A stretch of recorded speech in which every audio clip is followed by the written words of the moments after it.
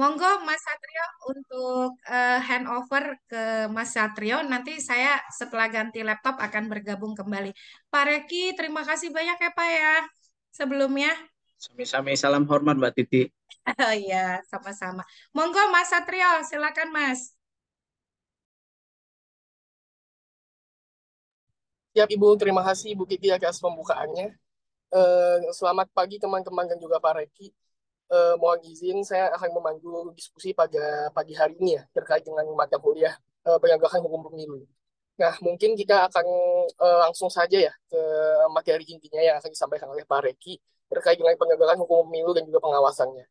Kepada Pak Reki, dipersilahkan Pak untuk menyampaikan materinya. Apakah Bapak ingin di-share screen kah atau mungkin share screen sendiri Pak? Baiknya. Mungkin saya jadi host kali ya supaya bisa share screen Siap, siap Pak. Sudah. Mas Satrio. Coba kita tes dulu ya. Suara saya terdengar jelas kah kawan-kawan sekalian? Terdengar Pak. Cukup jelas ya? Jelas Pak. Siap.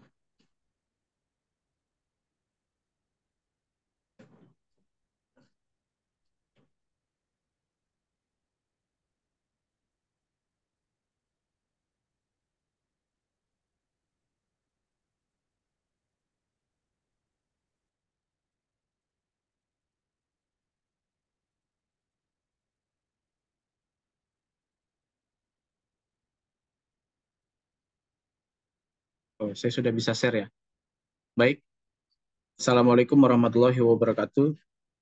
Selamat pagi, salam sejahtera untuk kita semua. Saya mohon izin konfirmasi lagi untuk slide sudah tampil ya. Baik. Pertama-tama mungkin saya menyampaikan hormat saya kepada Mbak Titi dan mungkin para senior yang juga hadir dalam Zoom meeting ini dan sahabat-sahabat mahasiswa UI ya Fakultas Hukum UI. Dan sekaligus saya mohon maaf karena sejatinya sebenarnya beberapa hari lalu saya sudah berjanji dengan Mbak Titi saya akan hadir. Karena memang pada saat Mbak Titi menyampaikan undangan itu saya terasa rindu dengan kampus FHUI, pengen ketemu dengan kawan-kawan.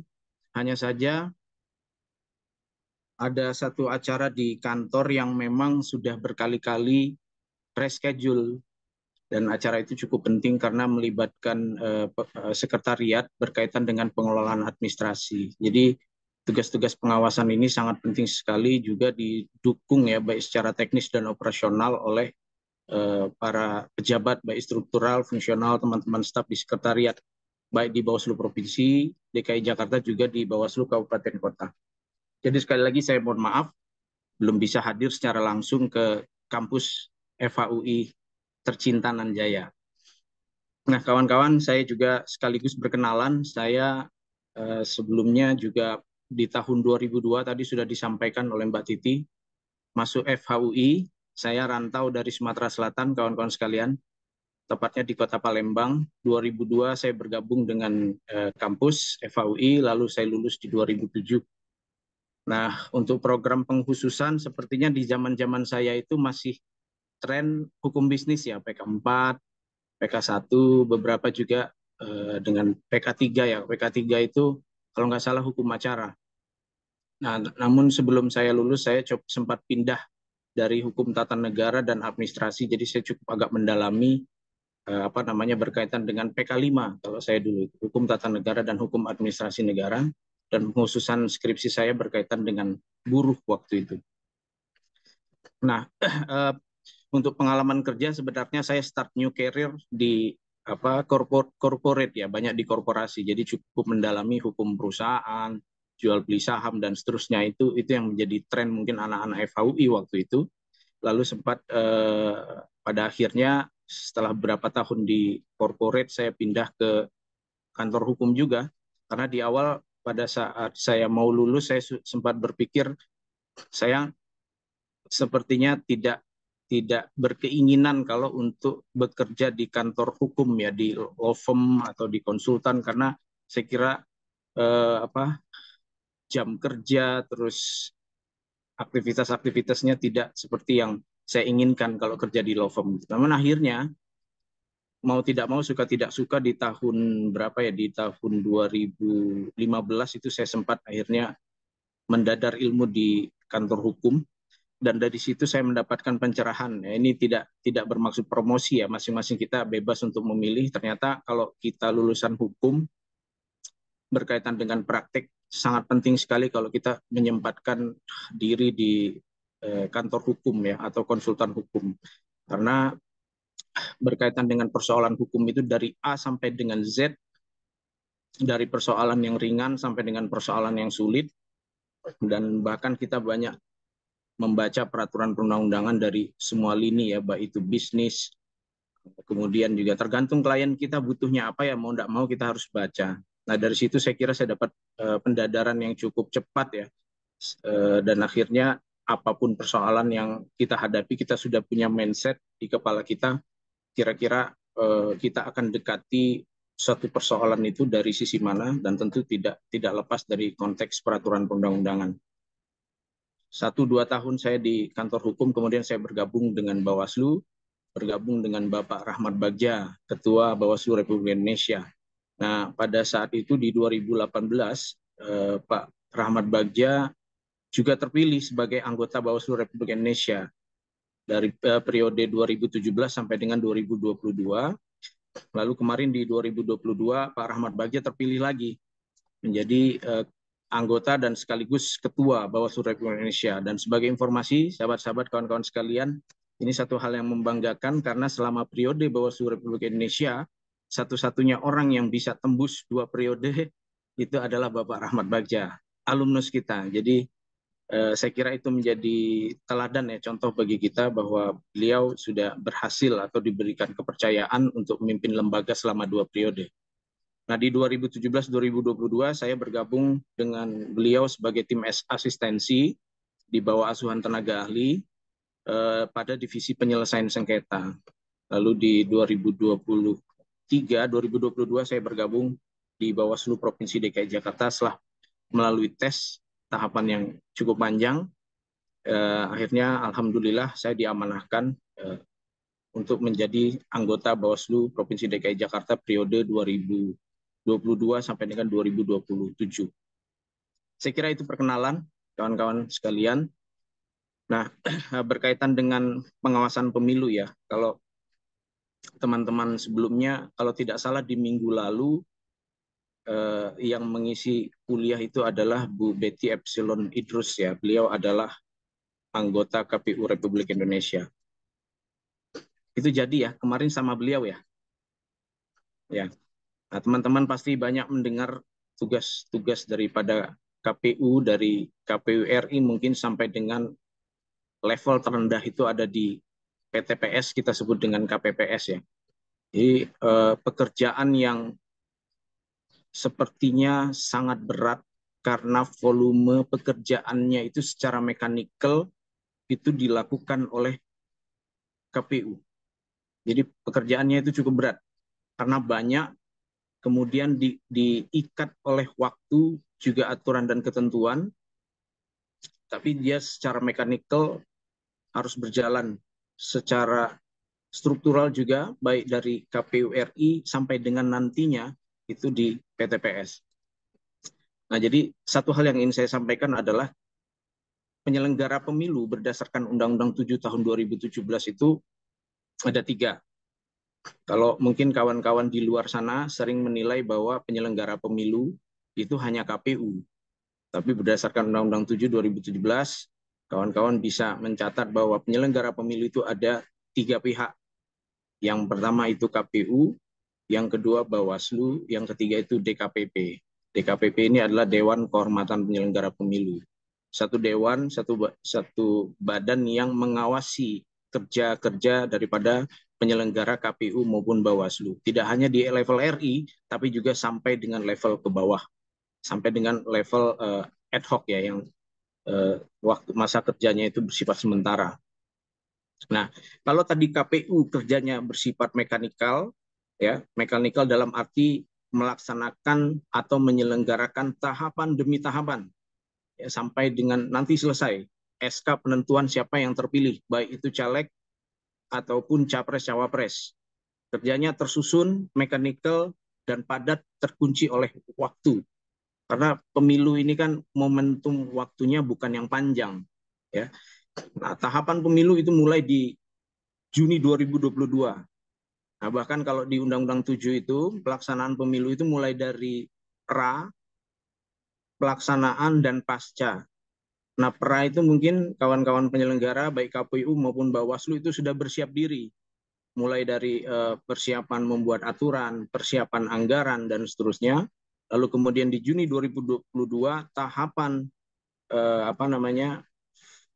pendaftaran partai politik peserta pemilu itu sudah dimulai. Jadi sudah dari bulan Juni lalu tahapan itu sudah dimulai oleh KPU. Lalu bagaimana dengan Bawaslu?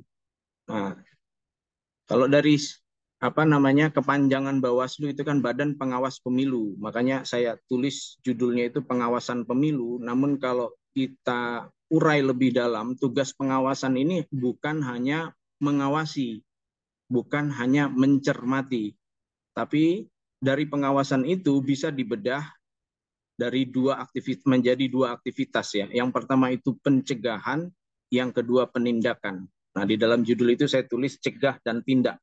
Ya, pengawasan pemilu tahun 2024 itu dalam koridor cegah dan tindak berkaitan dengan tugas, wewenang, dan kewajiban Bawaslu, baik di level RI sampai dengan level ke bawah. Nah, kita lanjut. Nah, tadi sebagaimana saya sampaikan, tugas pengawasan pemilu itu ada dua koridor, cegah dan tindak. Nah, kalau cegah itu mungkin kita bungkus dulu, kita letakkan di samping.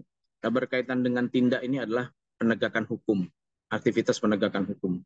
Ya, kalau kita kaji lebih dalam secara substansi ya atau konsepsi, bahwa salah satu indikator pemilu demokratis adalah penegakan hukum pemilu yang demokratis dan lebih berintegritas. Nah, itu salah satu syarat daripada pemilu yang demokratis dan berintegritas.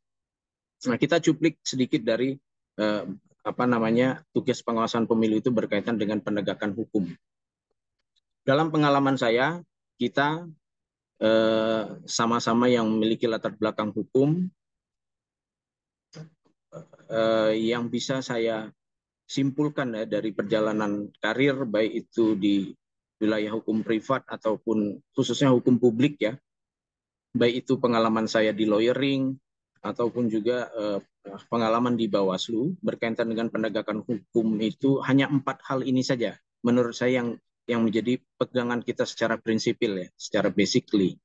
Nah, ada satu kata kalimat ya, fiat justitia et pereat mundus. Kawan-kawan itu bisa lihat di kakinya patung Profesor Dr. Djoko Sutono, ada tulisan fiat justitia et pereat mundus. Jadi artinya itu lebih kurang walaupun langit runtuh ya, hukum itu harus ditegakkan. Jadi ini minimal sekali, basic sekali apa yang perlu kita pegang ya, apalagi ada di dalam ruang publik ya, pejabat publik itu kita harus pegang slogan ini. Yang kedua, ini sempat disampaikan oleh almarhum Prof. Herman Raja Guguk ya. Jadi terkadang hukum itu tegak, tapi terkadang juga hukum itu sempoyongan atau hukum itu tertidur. Ya, mari kita tegakkan. Itu slogan-slogan yang saya kira menjadi pegangan saya secara pribadi, khususnya dalam melaksanakan pekerjaan di Bawaslu selaku penegak hukum pemilu. Nah, secara konsepsi seperti itu. Lalu secara teknis ini juga menjadi doktrin hukum, saya kira menjadi teori hukum, masih dalam wilayah terminologi hukum, bahwa tujuan hukum itu apa sih? Kawan-kawan pasti sering dengar ya, ini sederhana sekali, bahwa tujuan daripada penegakan hukum itu adalah untuk mencapai kepastian hukum, kemanfaatan, dan keadilan. Dan 3 hal ini dia bersifat satu napas, jadi tidak bisa dipisahkan satu sama lain. Jadi kalau ditanya apa tujuan penegakan hukum, ya mesti untuk kepastian hukum, kemanfaatan, dan keadilan. 3 unsur ini harus terpenuhi. Lalu apalagi kira-kira yang menjadi pegangan kita dalam melakukan penegakan hukum? Ini disampaikan oleh Friedman bahwa satu sistem hukum itu ditentukan oleh yang pertama struktur hukum, yang kedua substansi hukum, yang ketiga budaya hukum. Nah, empat hal ini yang menjadi basic pemikiran saya dalam melaksanakan pekerjaan secara empirik ya, dalam hal ini berkaitan dengan tugas-tugas Bawaslu. Nah, secara pengalaman ternyata, coba kita masukkan ini secara empirik ya, dalam pengalaman yang pernah saya rasakan. Ternyata menegakkan keadilan pemilu itu susah-susah gampang, kawan-kawan sekalian. Karena saya merasakan langsung satu keadaan yang ngeri-ngeri sedap. Ya. Yang pertama, misalkan pernah satu kesempatan pada saat saya masih menjadi tenaga ahli, tim asistensi ya, saya diminta oleh pimpinan Bawaslu RI untuk melakukan supervisi ya, pendampingan. Ada proses penyelesaian sengketa pemilu yang dilakukan di salah satu kota atau kabupaten di Papua. Nah, ini kalau tadi empat hal tadi kita bicara hal-hal yang sifatnya konsepsi, coba saya tuangkan dalam pengalaman yang pernah saya alami berkaitan dengan tugas-tugas Bawaslu. Nah, sebelum saya turun ke lapangan, ternyata saya mendapatkan informasi bahwa suasana di sana panas. Ada bakar-bakar kantor, ya, bakar-bakar bangunan yang menjadi fasilitas pemerintah.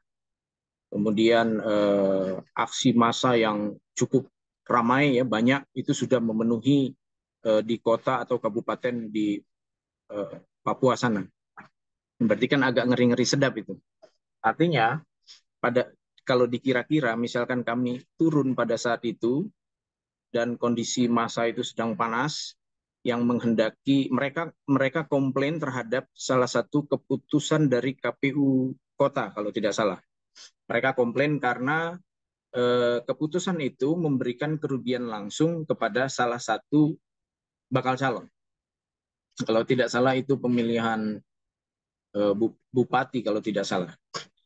Nah, jadi mereka marah karena calon yang mereka usung ternyata dinyatakan tidak memenuhi syarat secara administratif oleh KPU di sana. Akhirnya mereka marah, bakar-bakar kantor, ancam sana ancam sini, sementara ada proses mereka mengajukan permohonan penyelesaian sengketa. Ini nanti kita bicarakan di slide berikutnya bahwa kewenangan daripada Bawaslu, kalau tadi cegah dan tindak ya, dari sisi tindak Bawaslu memiliki kewenangan untuk menyelesaikan sengketa proses pemilu apabila ada permohonan daripada peserta pemilu atau peserta pemilihan. Pemilihan ini nomenklatur yang kami sampaikan sebagai perwakilan daripada pilkada. Ya, pemilihan itu sama dengan pemilihan kepala daerah. Nah, mereka mengajukan permohonan penyelesaian sengketa dan tentu pasti mereka menuntut supaya permohonan mereka dikabulkan. Bayangkan kami harus turun ke sana atau teman-teman pengawas pemilu ada di sana harus memutus secara adil. Ya. Lalu pada saat memutus mereka harus berpegangan dengan empat hal ini tadi, misalnya fiat justitia et perat mundus, walaupun langit runtuh hukum harus ditegakkan, ya.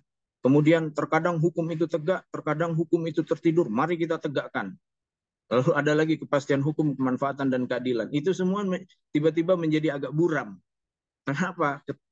Ketika kalau mungkin orang-orang yang sudah stay di sana mungkin lebih tahu bagaimana secara psikologis ya, juga lebih terbiasa, lebih mampu untuk mengatasi kegelisahan yang mereka alami. Sementara kami yang akan terbang ke sana melakukan pendampingan, melakukan supervisi ya, memandu jalannya penyelesaian sengketa proses pemilu sampai dengan putusan itu yang mesti ngeri-ngeri sedap. Ya. Jadi beneran yang saya lihat itu terjadi di sana. Masa kumpul ini dan nggak kosongan, kawan-kawan sekalian. Mereka bawa senjata. Ya, bawa senjata, ada panah, ada pokoknya di badan itu udah lengkap lah. Nah, kira-kira apa yang kita bayangkan kan? Kami bayangkan pada saat itu. Kami baca dulu kasus posisinya. Wah ini kayaknya kalau kita baca dari awal sampai akhir seluruh dokumen ini sepertinya bakal ditolak, kemungkinan akan ditolak karena dari sisi alat bukti juga, kemudian kasus posisi secara penuh, kalau kita nilai cepat-cepat itu sepertinya mereka itu akan ditolak permohonannya. Bayangkan kalau kita harus menolak membacakan putusan di tengah-tengah mereka itu, lalu kita ketok palu di sana, menolak permohonan pemohon untuk seluruhnya, ya kawan-kawan bisa bayangkan. Nah, singkat cerita, akhirnya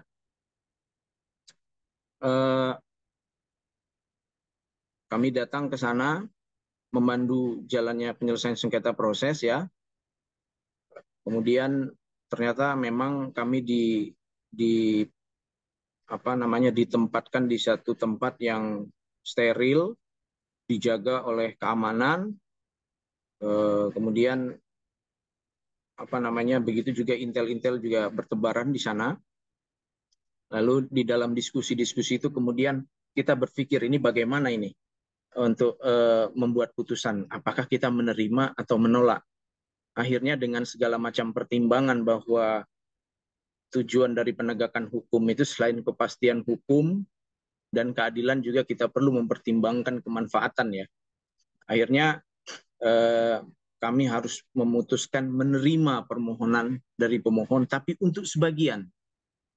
Ya, jadi menerima permohonan dari pemohon untuk sebagian yang kemudian kami memerintahkan kepada mereka, ya kepada institusi yang memang memiliki kewenangan untuk mengkonfirmasi persyaratan-persyaratan tersebut, apakah mereka memang terpenuhi atau tidak syarat-syaratnya. Dan secara faktual, dari fakta hukum yang ada, jelas ketika mereka mengkonfirmasi syarat-syarat tersebut, mereka akan ditolak, dinyatakan ditolak atau dinyatakan tidak memenuhi syarat. Jadi memberikan putusan menerima permohonan mereka untuk sebagian itu hanya untuk memenuhi perasaan kemanfaatan daripada rakyat di kota atau kabupaten di Papua tersebut, supaya mereka tensinya turun.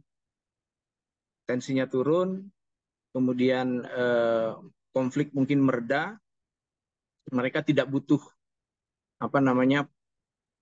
putusan yang harus menerima seluruhnya ya. Buat mereka menerima sebagian itu sudah cukup.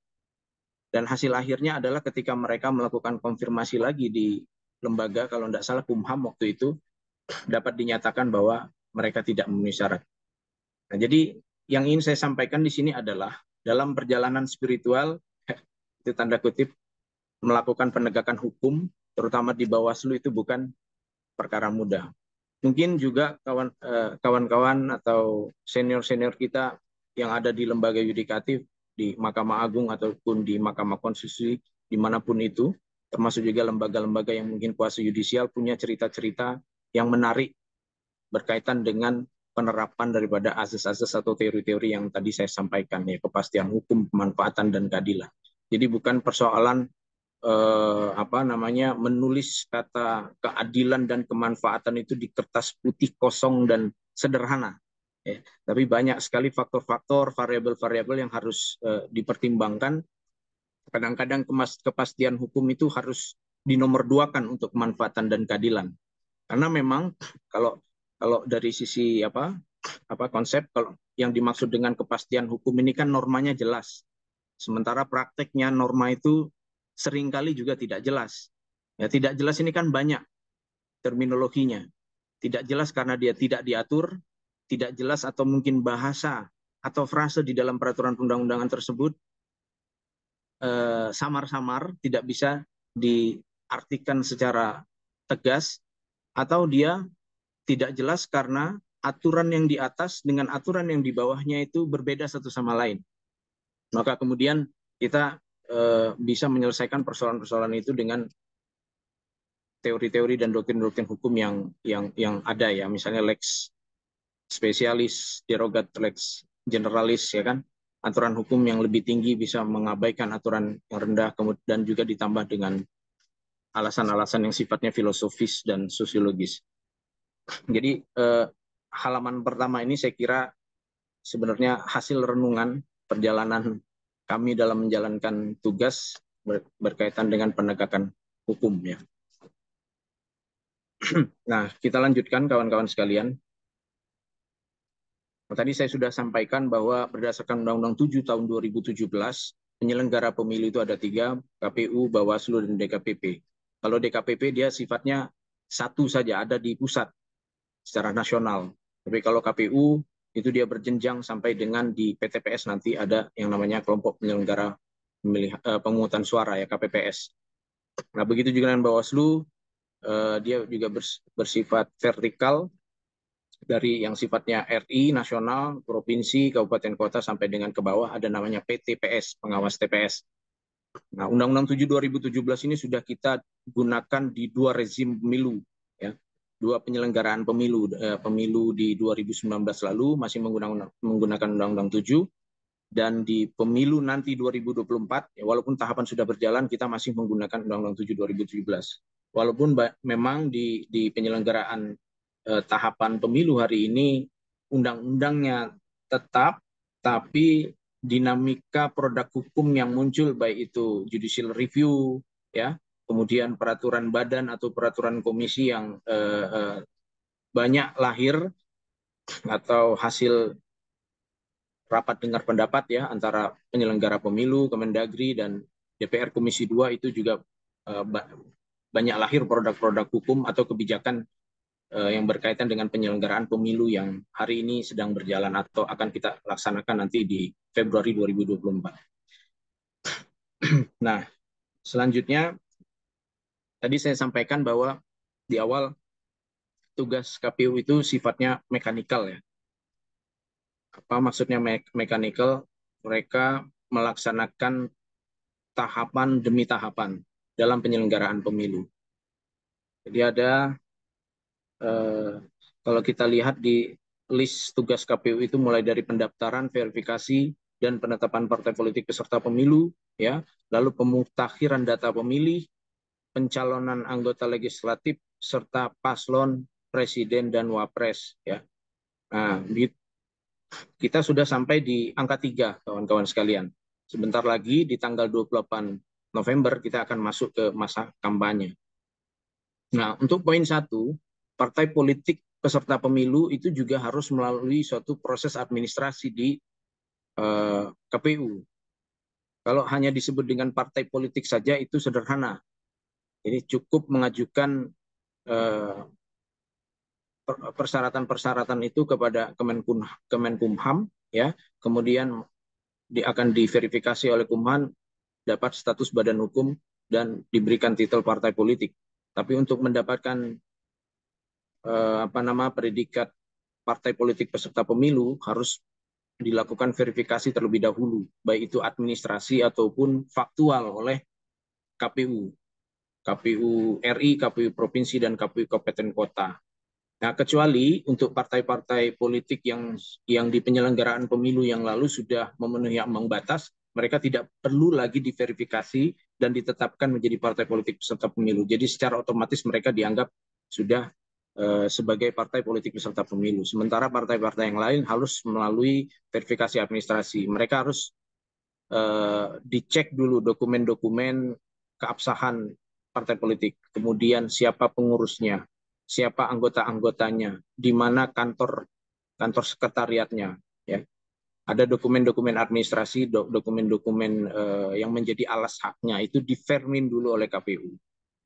Nah, kemudian setelah difermin akan dilakukan faktual secara sampling. Jadi KPU dan Bawaslu itu turun ke lapangan, melihat misalnya, oh ini kantor sekretariatnya, ya, untuk di DPD misalnya provinsi ataupun di kabupaten kota ataupun di kecamatan, itu kita cek benar nggak di sini kantornya, benar nggak pengurus-pengurusnya masih sesuai dengan apa yang mereka sampaikan di dalam persyaratan kepada KPU, apakah sudah terjadi perubahan dan seterusnya. Itu dilakukan verifikasi terlebih dahulu sampai dengan penetapan partai politik peserta pemilu, sampailah pada hasil sejumlah 18 partai politik peserta pemilu yang akan siap dalam penyelenggaraan pemilu nanti di tahun 2024. Jadi ada 18 partai politik ya, sahabat-sahabat sekalian. Kemudian pemutakhiran data pemilih. Nah, ini juga salah satu tahapan yang sangat penting sekali dalam penyelenggaraan pemilu. Karena apa? Data pemilih inilah yang kemudian akan ditindaklanjuti menjadi printing surat suara. Ya. Nah, sementara dalam perjalanannya kami harus mengakui bahwa berkaitan dengan upaya atau ikhtiar untuk memutakhirkan data kependudukan, kemudian menjadi data pemilih, banyak sekali obstacles-nya, hambatan-hambatannya. Sehingga tentu perlu ada koordinasi yang solid, ya, minimal sekali antar penyelenggara pemilu sendiri, antara Bawaslu dengan KPU. Ya. Nah, kemudian juga koordinasi dengan para stakeholder, ya, pemerintah pusat dalam hal ini yang mengurusi soal kependudukan, ya, Kemendagri, kemudian di provinsi, kabupaten, kota juga berkoordinasi solid dengan pemerintah daerah, provinsi ataupun kabupaten kota berkaitan dengan data-data kependudukan ini. Jadi dalam bahasa yang sederhana, data kependudukan di seluruh Indonesia ini, ya, kemudian diproses, lalu dimutakhirkan. Dimutakhirkan ini termasuk di dalamnya itu coklit. Kawan-kawan rumahnya sudah disamperin belum, disambangin belum sama petugas coklit. Nah, harus datang ke sana door to door, dicek benar nggak KTP dan KK-nya, benar nggak form ini dengan data kependudukan di masing-masing daerah. Ya, sudah ada yang meninggal atau sudah ada yang pindah tempat atau belum. Ya, sementara kita mesti akui bahwa berkaitan dengan data kependudukan ini masih banyak persoalan-persoalan di dalamnya. Nah, hasil dari pemutakhiran itulah kemudian menjadi daftar pemilih. Nah, daftar pemilih itu kemudian tidak langsung kemudian ditetapkan menjadi final. Ada yang namanya daftar pemilih sementara dulu, ya, DPS. Nanti DPS ini kemudian digulirkan lagi kepada penyelenggara pemilu dan kepada publik untuk kembali mendapatkan masukan. Ada masukan lagi enggak? Nah, di situ peran Bawaslu. Bawaslu juga pada saat coklit juga turun ke lapangan, mendampingi petugas coklit. Bawaslu juga berkoordinasi dengan pemerintah daerah sampai dengan kecamatan untuk memastikan data-data kependudukan. Ya, beberapa hal yang masih menjadi kerumitan itu misalnya salah satunya adalah orang-orang yang sudah meninggal, Bapak Ibu. Aturan dari KPU mengatakan bahwa kalau orang itu meninggal harus dibuktikan secara de jure. Harus ada surat keterangan kematiannya. Sementara secara faktual ketika dicek di lapangan, banyak data-data orang-orang yang sudah almarhum, sudah meninggal, itu tidak punya surat keterangan. Sehingga kemudian KPU karena aturannya seperti itu harus tetap meng-MS-kan. Harus tetap dianggap memenuhi syarat, harus dianggap tetap ada. Ya, walaupun dalam prosesnya kemarin sudah dapat solusi bahwa tidak harus, tidak-tidaknya kalau memang tidak ada surat keterangan kematian, ada satu form di dalam peraturan KPU itu atau di kebijakan KPU kalau tidak salah, itu form itu akan ditandatangani oleh pihak yang keluarga terdekat, ya, yang bisa menjamin bahwa status orang tersebut memang sudah meninggal dunia. Itu juga yang menjadi salah satu persoalan dalam pemutakhiran data pemilih. Lalu bagaimana dengan orang yang pindah tinggal? Nah, itu juga sudah pindah tinggal, lalu KTP-nya 2. Nah, itu repot lagi kan. Nah, maka hasil daripada daftar pemilih sementara itu yang sudah digulirkan kepada publik, kemudian mendapatkan masukan saran perbaikan dari penyelenggara pemilu, muncullah yang namanya instrumen DPS-HP, daftar pemilih sementara hasil perbaikan. Itu pun masih dibuka lagi sampai akhirnya daftar pemilih tetap. Ya, daftar pemilih tetapnya sudah ditetapkan, sudah final. Nah, hanya saja dalam perjalanan itu juga ada kerumitan lainnya. Kalau dulu di rezim-rezim penyelenggaraan pemilu yang lalu mungkin berkaitan dengan pemutakhiran data pemilih ini masih sifatnya manual, ikhtiarnya.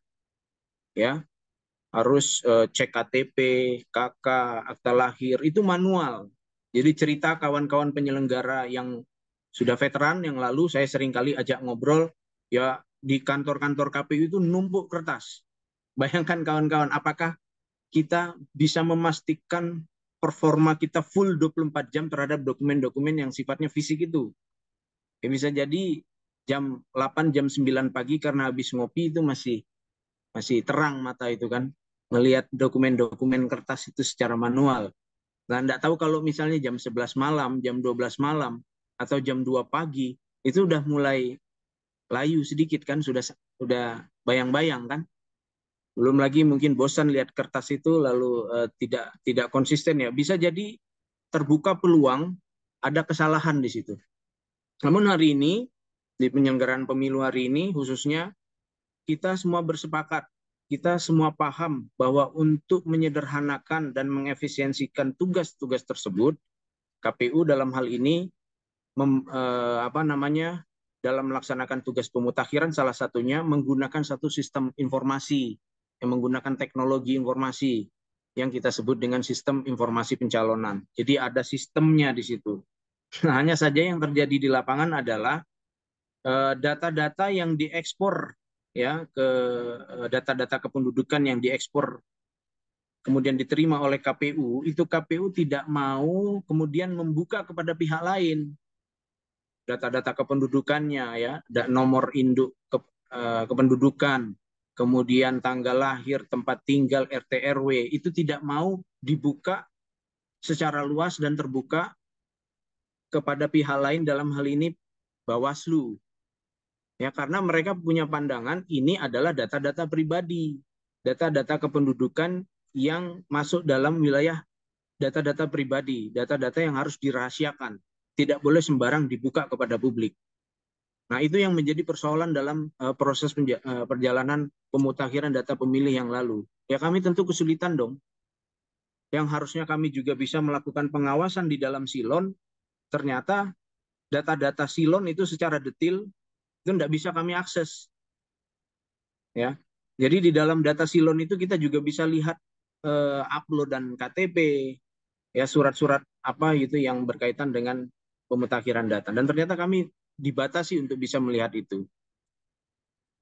Dan tentu hal itu tidak membuat kami untuk pesimis dalam melaksanakan pengawasan ya berkaitan dengan pemutakhiran data pemilih. Kami tentu berkoordinasi dengan KPU Provinsi DKI Jakarta dalam hal ini. Dan alhamdulillah sampai dengan titik ini relasi dan koordinasi kami cukup baik.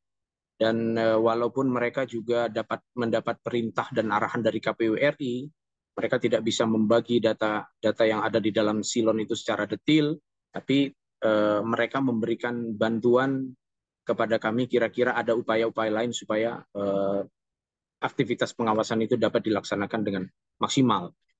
Nah, itu salah satu persoalan yang kemarin sudah kami lewati. Lalu masuk ke pencalonan legislatif, kami kira di tanggal 3 dan 4 tanggal 3 kemarin keputusan menerbitkan daftar calon tetap ya. Lalu tanggal 4 itu pengumuman, maka sahlah yang tadinya para pihak yang masih disebut ini bakal calon yang diusung oleh masing-masing partai politik naik derajatnya menjadi calon ya, daftar calon tetap di masing-masing partai politik. Sebagai informasi, di Provinsi DKI Jakarta semua bakal calon yang diusung oleh 18 partai politik itu dinilai semua sudah memenuhi syarat secara administratif. Jadi mereka tinggal menunggu masa-masa, kalau sekarang dari tanggal 4 sampai dengan tanggal 27 itu mereka diperbolehkan untuk melakukan sosialisasi, lalu kemudian di 28 ya, kemudian di 28 itu mereka akan dipersilakan untuk kampanye. Nah, itu yang berkaitan dengan tugas-tugas KPU yang bersifat mekanikal, ada tahapan demi tahapan yang harus dilaksanakan. Nah, bagaimana dengan Bawaslu? Tadi saya sudah sampaikan tugas Bawaslu itu mencegah dan menindak. Ya, mencegah itu apa sih? Yang mencegah itu ya misalnya hari ini kita ngobrol dengan sahabat-sahabat sekalian, itu sudah mencegah. Atau kami terlibat dalam diskusi-diskusi di tengah-tengah masyarakat, tengah-tengah tokoh masyarakat bertemu dengan para simpul-simpul masyarakat. Nah, itu juga termasuk pencegahan. Lalu juga misalnya dalam proses verifikasi administrasi yang lalu yang dilakukan oleh KPU DKI terhadap data-data bakal calon. Kemudian kami mendapatkan informasi awal misalnya, oh salah satu bakal calon dari partai A katakanlah, itu pernah menjadi berstatus mantan narapidana. Maka kemudian data tersebut bisa kami telusuri untuk kami pastikan, lalu hasil daripada penelusuran informasi awal itu kemudian bisa kami rekomendasikan kepada KPU untuk menjadi bahan pertimbangan. Itu juga pencegahan. Itu ranah pencegahan. Lalu kemudian ada ranah penindakan. Penindakan ini ada dua. Salah satunya, yang pertama itu penyelesaian sengketa proses, karena penyelesaian sengketa hasil itu ada dalam ranah Mahkamah Konstitusi. Proses pemilu ada di dalam ranah kewenangan Bawaslu. Nah, kemudian yang kedua, penanganan pelanggaran pemilu. Ya, penindakan ini tadi yang pertama penyelesaian sengketa proses, yang kedua penindakan pelanggaran pemilu. Nah, pelanggaran pemilu itu apa saja? Ada pelanggaran administrasi, ada pelanggaran pidana, ada pelanggaran peraturan perundang-undangan lainnya, ada pelanggaran etik. Ya, walaupun kami sebenarnya bukan lembaga yang berwenang untuk menyelesaikan etik kode etik penyelenggara pemilu kecuali terhadap yang ad hoc, ya itu kami masih diberikan kewenangan untuk menjadi salah satu tim pemeriksa daerah atau juga untuk menjadi pihak yang melakukan penegakan etik berkaitan dengan penyelenggara pemilu baik dari unsur KPU maupun dari Bawaslu yang masih bersifat ad hoc. Nah, jadi pelanggaran itu ada banyak macamnya, ada pelanggaran administratif, ada pelanggaran pidana, ada pelanggaran netralitas ASN TNI Polri, ada pelanggaran terhadap peraturan perundang-undangan lainnya.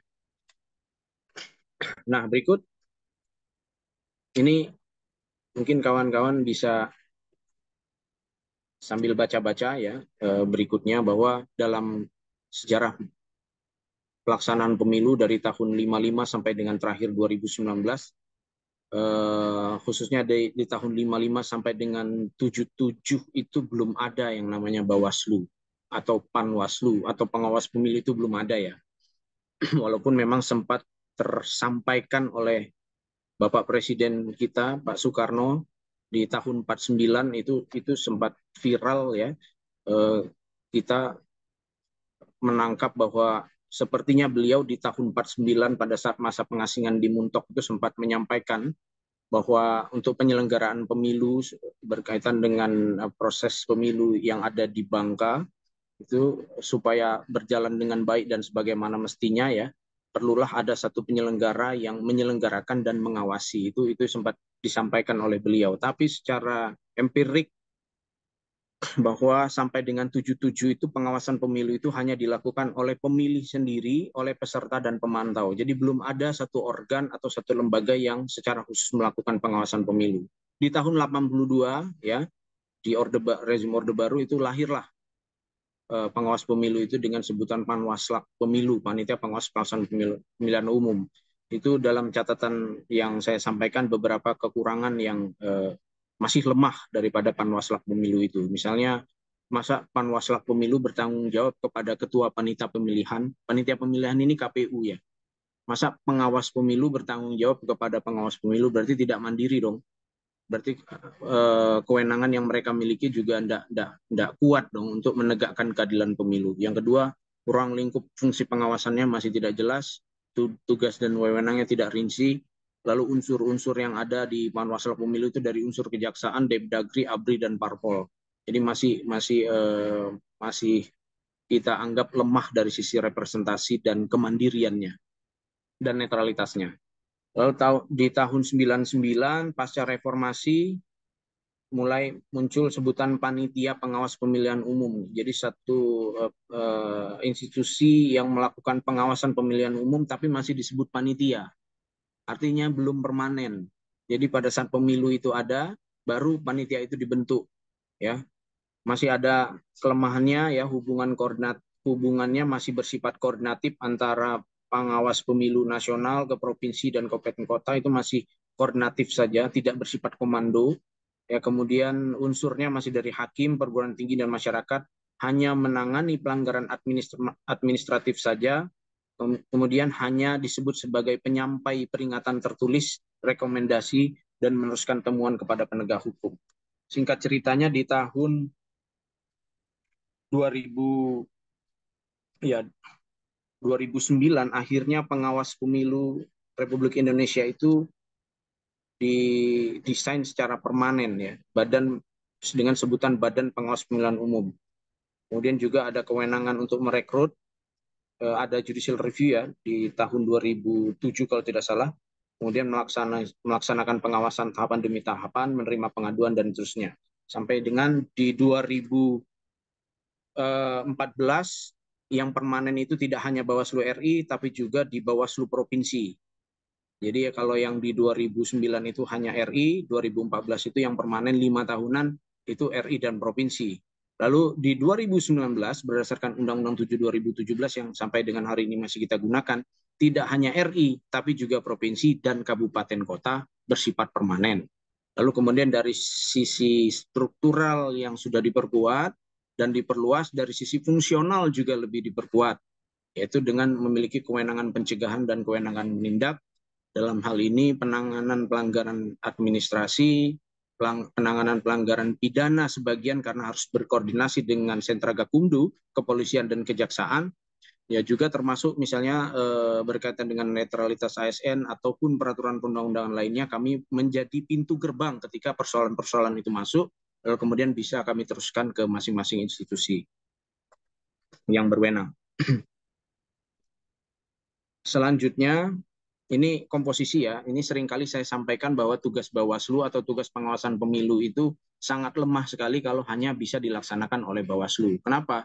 Ya dari komposisi secara struktural, walaupun berdasarkan Undang-Undang 7 hari ini memang sudah diperkuat, tapi dari sisi komposisi orang-orang pengawasnya kita bisa lihat ya, Bawaslu RI 5 orang, Bawaslu Provinsi 7 atau 5 orang, Bawaslu Kota itu 5 atau 3 orang, komisionernya ya, komisioner atau komisioner pengawas pemilunya ya. Panwas Cam itu 3 orang, Panwas Kelurahan 1 orang, pengawas TPS 1 orang. Sementara jumlah yang harus diawasi, tadi sudah saya sampaikan ada 18 partai politik peserta pemilu, mulai dari anggota, pengurus, tim kampanye, tim pemenangan. Lalu juga ada anggota DPD di provinsi kita, di Provinsi DKI, Dapil DKI ini untuk DPD ada 25. Ya. Kemudian calon anggota DPRD, DPR RI dan DPRD provinsi, karena di DKI Jakarta tidak ada DPRD kabupaten kota karena wilayah administratif.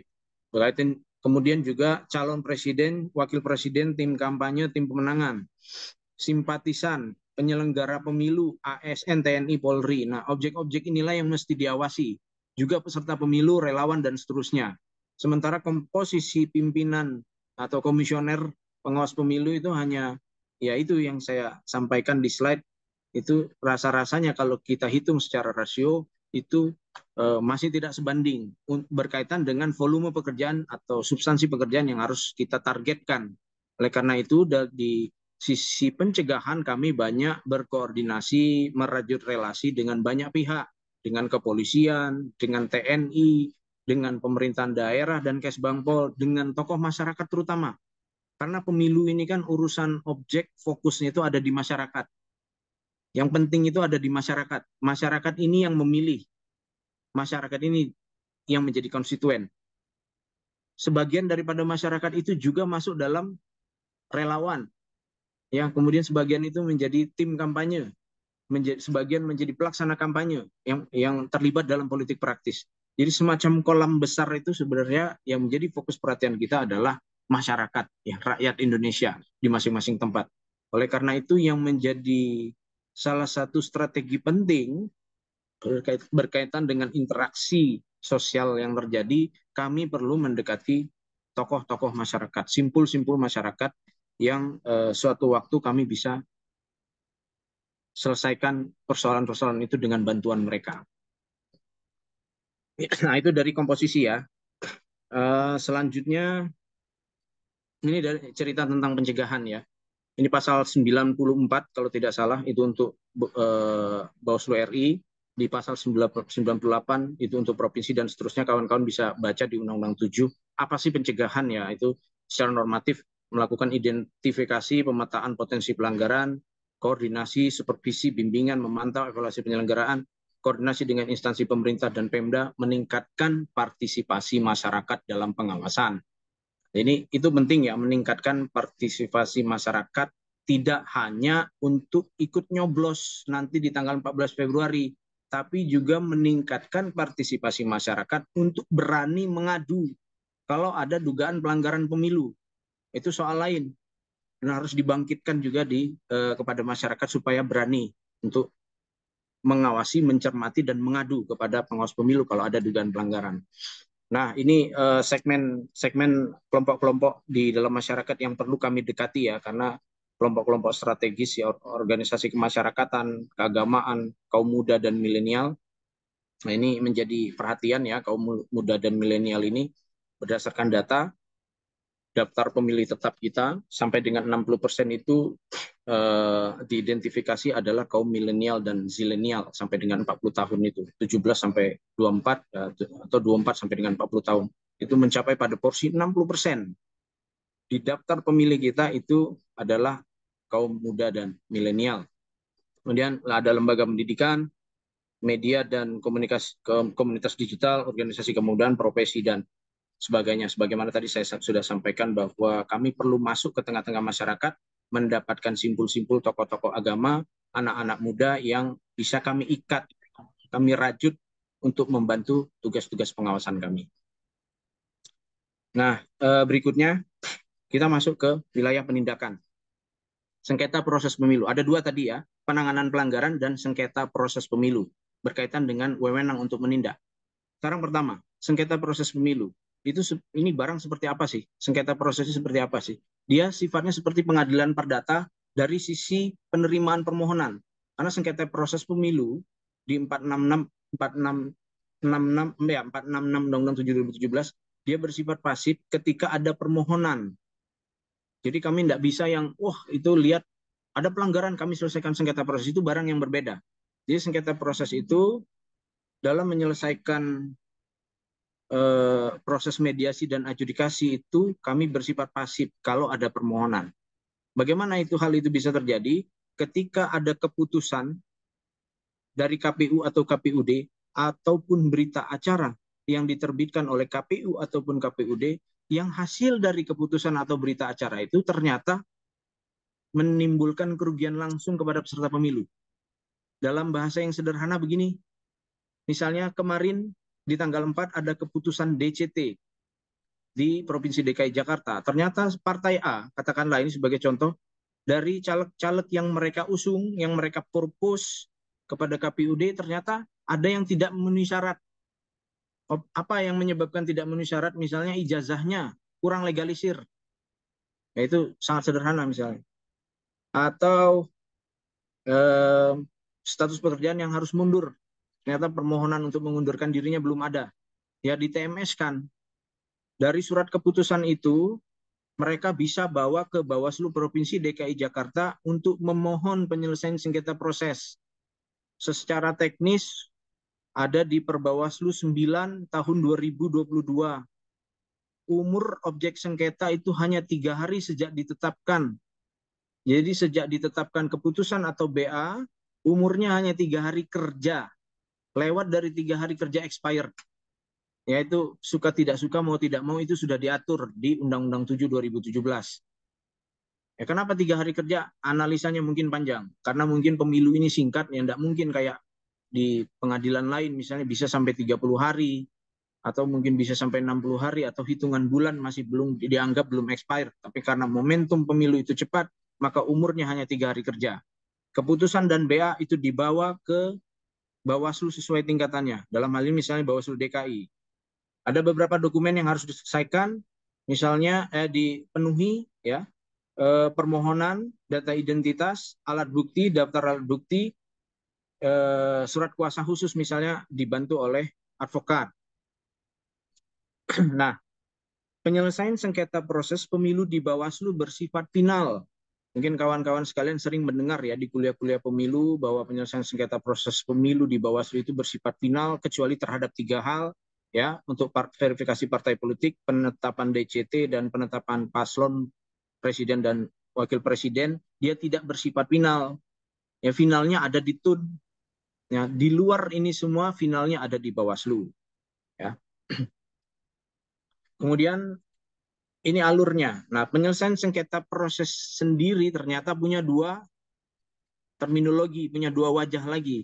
Sengketa antara peserta dengan penyelenggara, kemudian ada sengketa antar peserta. Kalau sengketa antara peserta dengan penyelenggara, seperti yang saya sampaikan tadi, ada objek sengketanya SK dan BA yang umurnya 3 hari kerja. Kita masuk dulu PSPP, sengketa peserta dengan penyelenggara. Nah, ini keunikan daripada Undang-Undang 7 2017. Bawaslu diberikan kewenangan untuk melakukan adjudikasi. Adjudikasi ini aktivitas dalam persidangan, aktivitas yang dilakukan oleh lembaga yudikatif, katakanlah seperti itu, yang dilakukan oleh pengadilan. Ada pembacaan permohonan, ya, ada jawaban, replik duplik lah semacam itu. Kemudian ada pembuktian dan seterusnya sampai dengan putusan. Dan dalam putusan itu ada irah-irahnya demi keadilan berdasarkan ketuhanan yang Maha Esa. Jadi persis seperti persidangan-persidangan di pengadilan. Hanya saja di Undang-Undang 7 2017 kami diberikan kewenangan untuk memediasi para pihak. Jadi kami pertemukan dalam sengketa peserta dengan penyelenggara ini. KPU DKI-nya sebagai contoh kami ajak, kemudian pihak yang melakukan permohonan kami ajak duduk selama 2 hari, ayo kita bermusyawarah. Kira-kira bisa sepakat nggak? Kalau yang tadi kan persoalan yang menyebabkan mereka TMS hanya karena ijazah belum legalisir, kan kasihan ya.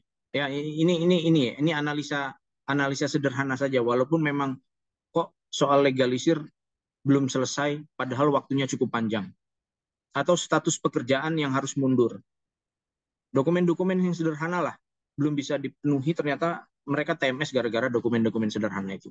Ya, tergantung KPU DKI-nya. Kalau KPU DKI-nya bilang, oh bolehlah kami bersepakat, kami kasih waktu misalkan 3 hari kerja. Kalau dalam waktu 3 hari kerja bacalek yang bersangkutan bisa memenuhi persyaratan yang tadinya belum dipenuhi, maka kami akan buat pihak tersebut menjadi MS. Nah, itu mediasinya. Lah kalau KPU-nya tidak mau bersepakat, mau tidak mau akan lanjut ke proses adjudikasi. Itu tadi ada proses pembuktian, ya, sampai dengan putusan. Beda lagi dengan penyelesaian sengketa proses antar peserta pemilu. Dia tidak ada sidang adjudikasi. Jadi sengketa antar peserta ini terjadi di tahapan kampanye. Banyak terjadi di penyelenggaraan pemilu yang lalu, itu terjadi di tahapan kampanye. Ya, misalnya partai A dengan partai B, petugas kampanye partai A dengan partai B berkaitan dengan alat peraga kampanye misalnya. Alat peraga partai A ketika mereka pasang dengan alat peraga partai B dipasang, kemudian saling menutupi, konflik, ribut, ya. Tidak ada permasalahan yang melanggar peraturan undang-undangan. Ada peraturan KPU-nya kalau kita mau pasang alat peraga kampanye, Bapak Ibu, di PKPU 15 2023 dan perubahannya 20 kalau tidak salah. Itu diatur secara detail. Apa sih metode kampanye? Rapat umum terbatas, penyebaran bahan kampanye, pemasangan alat peraga kampanye, nanti ditentukan zonanya, ditentukan waktunya juga.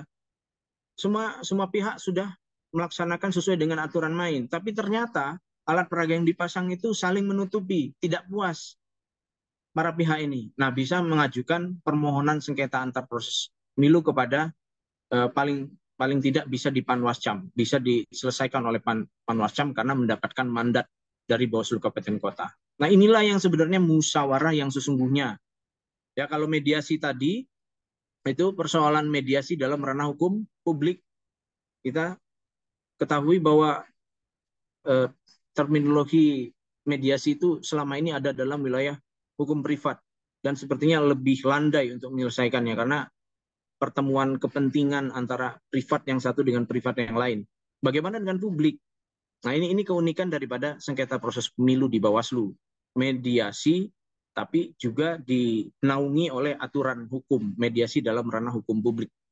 Nah, musyawarah yang sesungguhnya, mediasi yang sesungguhnya itu adalah penyelesaian sengketa antar peserta. Ini banyak terjadi kawan-kawan di lapangan.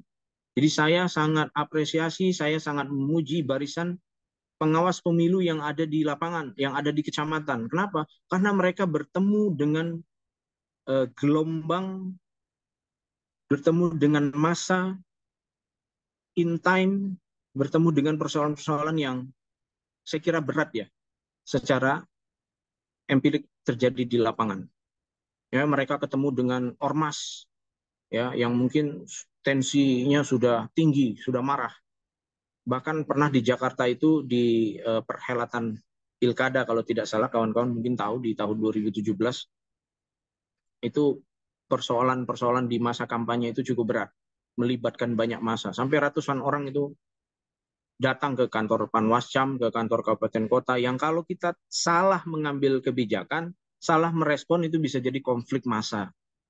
Nah, tapi dengan kemampuan soft skill, dengan kemampuan koordinasi, ya, dan sebagian dari Panwascam kita itu memang kita pilih dari tokoh masyarakat dan sudah berapa kali menjadi Panwascam, jadi apa namanya, veteran lah kita sebut. Maka mereka lebih memiliki kemampuan untuk menyelesaikan konflik-konflik yang terjadi di lapangan karena ketokohan mereka juga. Nah, itu sengketa antar peserta pemilu. Berikutnya, penanganan pelanggaran. Nah, ini penanganan pelanggaran itu secara normatif bisa dilihat Perbawaslu 7 berkaitan dengan temuan dan laporan, Perbawaslu 8 penanganan pelanggaran administratif pemilu, Perbawaslu 3 2023 untuk berkaitan dengan pidana pemilu yang diselesaikan oleh Gakumdu. Nah, penanganan pelanggaran pemilu, kalau tadi sengketa sifatnya pasif, ada permohonan masuk baru diproses. Kalau penanganan pelanggaran itu tidak bisa pasif saja. Jadi bisa pasif dan bisa aktif. Ya. Pasif bagaimana? Laporan. Datang, ada yang datang kemudian menyampaikan laporan. Pak, saya mau melapor, ada dugaan pelanggaran administrasi. Ya. Apa itu? Pelanggaran sosialisasi misalnya. Atau pelanggaran yang berkaitan dengan proses pencalegan kemarin sebelum proses DCT diselesaikan misalnya. Oh, apa identitasnya? Kami minta dulu identitasnya Bapak Ibu. Ada KTP, identitas pemohon dan termohon, syarat-syarat formil dan material harus dipenuhi ya. Nah, kemudian kalau memang syarat formil dan material dipenuhi, akan masuk ke proses adjudikasi. Jadi proses adjudikasi tidak hanya ada di penyelesaian sengketa proses, tapi juga ada di penanganan pelanggaran. Ada proses adjudikasinya. Paling lambat 14 hari kerja. Itu sudah harus diselesaikan. Ya, itu kalau dari sisi laporan, sifatnya pasif. Juga bisa sifat aktif, temuan. Jajaran kami di bawah lagi nyisir, ya, kemudian atau juga mendapatkan informasi awal, lalu ditelusuri, oh benar nih, setelah dituangkan dalam laporan hasil pengawasan, ini kayaknya ada dugaan pelanggaran. Nah, itu kita sebut dengan temuan. Ya, proses itu kemudian dijalani sesuai dengan Perbawaslu 7. Ya, temuan itu kemudian bisa diproses dalam sidang adjudikasi juga. Ya, soalnya prosesnya itu naik satu tingkat. Kalau temuan itu ada di Panwascam, maka proses adjudikasi penanganan pelanggarannya ada di satu tingkat di atasnya, yaitu Bawaslu Kabupaten Kota. Atau mungkin kalau temuannya itu dilakukan oleh Bawaslu Kabupaten Kota, maka proses adjudikasi itu dilakukan di Bawaslu RI. Itu berkaitan dengan penanganan pelanggaran. Beda dengan pidana, dia ada punya ada terminologi khusus, ada aturan-aturan khusus di penanganannya ya. Di pintu depannya sama, bisa penelusuran ya, bisa apa namanya, kami mendapatkan temuan, tapi proses penegakannya itu kami melibatkan kepolisian dan kejaksaan atau sentra Gakumdu. Nah, ini mekanisme penanganan pelanggaran yang tadi saya sudah sampaikan, bisa melalui adjudikasi dan non-adjudikasi. Jadi pada saat kami menyusun kajian dan rekomendasi itu, kami bisa mengklarifikasi. Misalnya kasus di DKI kemarin, ternyata ada yang datang dari KSN, ya, atau ada pihak luar yang menyampaikan laporan, oh ada pihak yang karena jabatan ASN-nya tidak netral, katakanlah ada satu acara yang di situ ternyata melibatkan pejabat publik ASN di situ. Masuk laporan ke situ. Nah, proses yang kami lakukan adalah kami berkirim surat. Kemudian kami minta waktu untuk melakukan klarifikasi. Klarifikasi itu kami datang ke tempat atau kami bisa panggil. Ini belum proses adjudikasi nih. Ini baru klarifikasi, baru tanya jawab dulu. Kami panggil. Atau kami datangi. Ngobrol-ngobrol-ngobrol ya sambil mencatat karena ada form LHP yang harus selalu kami bawa. Instrumen utama kami di Bawaslu itu adalah form A, LHP, laporan hasil pengawasan. Ya, kami sebut dengan form A. Jadi apapun aktivitas yang kami lakukan berkaitan dengan tugas-tugas pengawasan, ya, misalnya ada kampanye atau apapun aktivitasnya lah, itu selalu kami tuangkan di dalam form A itu. Kami lakukan klarifikasi, lalu kami catat di dalam form A, lalu kami lakukan kajian. Ini kira-kira ada dugaan pelanggaran pemilu atau tidak di dalamnya. Kalau tidak ada dugaan, selesai. Kalau ada dugaan, eskalasi. Kami lakukan kajian, lalu kemudian kami melakukan rapat pleno, kami bisa tentukan ini ada unsur dugaan pelanggaran pemilu atau tidak. Nah, nanti akan kita lanjutkan melalui proses temuan, lalu kemudian bisa melakukan proses adjudikasi. Nah, sidangnya sama, ya, penyelesaian sengketa proses dengan adjudikasi di penanganan pelanggaran bersifat terbuka. Ya, kemarin kami menyelesaikan sidang penanganan pelanggaran terhadap satu partai politik, ya, yang melakukan aktivitas di frekuensi publik di televisi dan media sosial. Ya, saya tidak perlu secara detail ya, kawan-kawan juga sering lihat mungkin iklan-iklan yang hari ini ada di televisi, ya, iklan-iklan partai politik yang tipis-tipis, sepertinya itu yang seharusnya belum boleh mereka lakukan aktivitas-aktivitas seperti itu. Nah, kami lakukan sidang adjudikasi, kami desain dengan sifatnya live, ya, terbuka, live YouTube waktu itu. Kemudian juga banyak media yang hadir juga selama proses persidangan itu. Nah, berikutnya, ini mudah-mudahan kawan-kawan belum bosan karena kalau daring ini kita tidak bisa interaktif. Saya ingat salah satu dosen legenda almarhum Bu Hapni, mungkin Mbak Titi juga ya pasti kenal ya. Bu Hapni itu eh, mengajar hukum dagang. Beliau itu selama 1 semester saya ingat dari satu kitab undang-undang hukum dagang itu hanya membahas 2 pasal kalau tidak salah. Hanya membahas 2 pasal. Jadi selama beliau ngajar itu beliau tuh bolak-balik jalan. Kita ketakutan karena dia pasti mendadak tunjuk ini, tunjuk itu. Dan biasanya kalau kita nggak bisa jawab itu dipuji. Dan pujiannya itu bikin kita lumayan kecut gitu, langsung keriput gitu kan. Saya ingat kalau misalnya itu komentar-komentar beliau itu, kamu ini ditanya apel atau anggur kok jawabnya nasi goreng. Nah, itu kebiasaan Bu Hapni. Jadi saya sebenarnya ingin sekali datang langsung diskusi.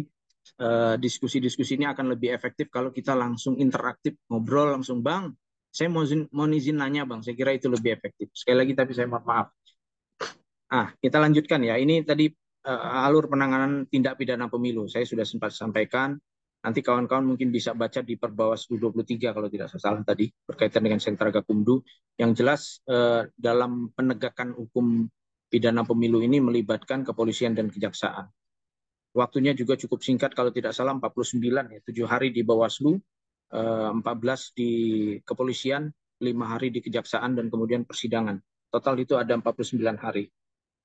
Nah, itu mungkin nanti kita bisa diskusi tanya jawab saja detailnya.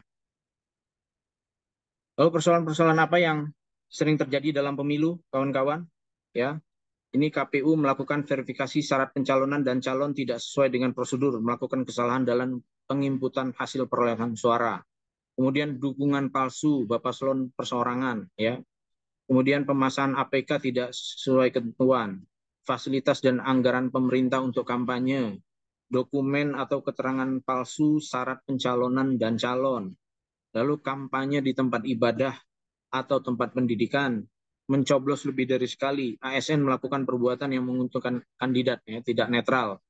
Lalu yang 3 hal hari ini sudah menjadi perhatian kami adalah hoax, ujaran kebencian, dan politisasi SARA. Sejak awal-awal tahapan penyelenggaraan pemilu kami sudah bersiap diri dengan selain money politik ya berkaitan dengan yang sifatnya hoax dan ujaran kebencian ini. Kenapa?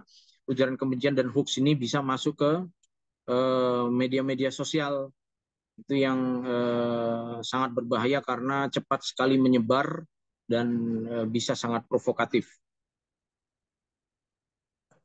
Berikutnya, modus operandi politik uang ya, membagi uang langsung pada saat kampanye, membagi uang lewat forum keagamaan ya, jadi bikin-bikin acara keagamaan apa ya, misalnya Maulid Nabi apa segala macam, lalu kemudian dibarengi dengan pembagian uang di situ atau materi lainnya selama masa kampanye. Kemudian mengadakan acara bakti sosial, ya bisa bagi-bagi uang, bisa bagi-bagi beras dan seterusnya, bagi-bagi minyak goreng, sembako gratis, ya, membantu biaya pembangunan infrastruktur melalui suatu program kerja, ini ketidaknetralan, membagikan hadiah lewat undian atau door prize, dan pemberian trofi, beasiswa, menyumbang kelembagaan keagamaan, pembagian barang-barang mewah, sumbangan untuk usaha tani, dan seterusnya. Masih banyak lagi sebenarnya modus-modusnya. Apalagi hari ini transaksi uang itu tidak hanya transaksi uang fisik ya, sekarang sudah ada uang elektronik. Nah, larangan dalam kampanye ini selama masa kampanye ya, pelaksana, peserta dan tim kampanye yang saya tulis merah itu ada ancaman pidana pemilunya, menghina seorang karena sara, mengancam melakukan kekerasan dan menganjurkan penggunaan kekerasan, merusak dan atau menghilangkan alat peraga kampanye, membawa atau menggunakan tanda gambar atau atribut lain selain daripada atribut peserta pemilu yang bersangkutan, menjanjikan atau memberikan uang atau materi lainnya. Nah, itu yang diancam dengan pidana pemilu ya. Kemudian selama masa kampanye itu pelaksana atau tim kampanye tidak boleh mengikutsertakan hakim pada semua badan peradilan, ya, ketua, wakil ketua, anggota BPK, gubernur, deputi gubernur, senior BI dan deputi gubernur BI, pejabat negara, pimpinan lembaga non struktural, ASN, anggota TNI, polisian, kepala desa, perangkat desa, anggota badan permusyawaratan desa, WNI yang tidak memiliki hak pilih. Ini saya sadur dari pasal 280 ayat 2 Undang-Undang Pemilu. Nah, jadi dari sisi pencegahan kami membuat satu instrumen early warning system ya, peringatan dini yang kita sebut dengan indeks kerawanan pemilu. Indeks kerawanan pemilu ini dibangun dari kumpulan data-data yang kami gulirkan kepada penyelenggara dan pihak-pihak eksternal, kejadian-kejadian apa saja dan di tempat mana saja yang di penyelenggaraan pemilu yang lalu itu terjadi persoalan pelanggaran penyelenggaraan pemilu. Nah, kemudian data-data itu kami kumpulkan lalu menghasilkan satu presentasi. Hasilnya adalah ternyata DKI Jakarta memperoleh peringkat pertama rawan tinggi dari seluruh provinsi yang ada di Indonesia. Alhamdulillah kita menempati peringkat pertama dengan catatan rawan tinggi di di seluruh provinsi di Indonesia. Dan tentu ini menjadi catatan kami bahwa jangan-jangan indeks kerawanan ini tidak hanya menjadi catatan kami selama proses pemilu, tapi juga persiapan kami menghadapi Pilkada 2024 nanti di bulan November. Nah, lalu tugas masyarakat, tugas kawan-kawan sekalian bagaimana berkaitan dengan partisipasi pengawasan pemilu ini.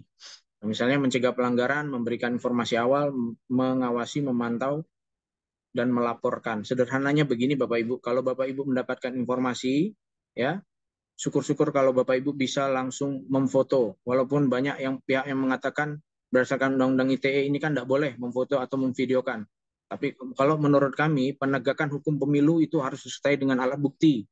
Kasus-kasus yang lalu berkaitan dengan money politik misalnya, atau ujaran kebencian, atau apapun itu berkaitan dengan pidana pemilu, itu sangat sulit ditegakkan, patah di kepolisian. Karena apa? Alat buktinya kurang. Ya, jadi kawan-kawan sekalian, kalau misalkan mendapatkan informasi, bisa dilengkapi dengan alat bukti, langsung ngadu ke pengawas pemilu. Bisa dari Panwascam di kecamatan, di kabupaten kota, ataupun di provinsi. Silakan kawan-kawan sebarkan ini. Itu saya cantumkan nomor telepon dan nomor WA. Juga ada emailnya. Nanti bisa mengirim email lalu kemudian akan kami respon. Paling tidak minimal 1 kali 24 jam segera kami respon. Atau datang langsung ke kantor pengawas pemilu ya. Nah, ini tahapan-tahapan yang sudah berjalan. Kita hari ini sudah pada tahapan menuju masa kampanye, ya. Karena kampanye pemilu itu dimulai di beberapa poin metode kampanye itu selama 25 hari setelah penetapan daftar calon tetap. Begitu dengan penetapan capres dan cawapres itu 15 hari setelah penetapan itu. Jadi ujungnya ketemu di 28. Aktivitas kampanye itu bisa dimulai di 28. Juga di teman-teman penyelenggara KPU sudah menyibukkan diri dengan aktivitas penyiapan logistik pemilu, ya, mulai dari produksi, kemudian mendistribusikan ke masing-masing gudang. Kemarin kami juga hari Sabtu datang ke Jakarta Barat, di Kalideres itu ada sekitar 7.169 dikali 4. Ya, jadi ada sekitar 28.000 lebih kotak suara yang akan mulai dikirim ke gudang di Kalideres itu. Ya, jadi kan ada alurnya ya logistik itu. Dia diproduksi di pabrik, kemudian dia didistribusikan untuk disimpan dulu. Ya, nah setelah disimpan ya mesti dijaga dulu, dijaga supaya tidak rusak kena hujan atau dirusak oleh pihak-pihak yang tidak bertanggung jawab. Kemudian mulai dilipat. Ya, setelah dilipat segala macam siap nanti mendekati pencoblosan baru kemudian akan didistribusikan lagi ke masing-masing panwascam. Ada gudang-gudangnya masing-masing. Kemudian terima kasih. Saya kira itu hal-hal yang bisa saya sampaikan, saya bagi ke kawan-kawan. Yang lebih saya kedepankan adalah cerita-cerita yang sifatnya empirik dan kemudian saya buka sesi tanya jawab, kita diskusi bersama. Terima kasih.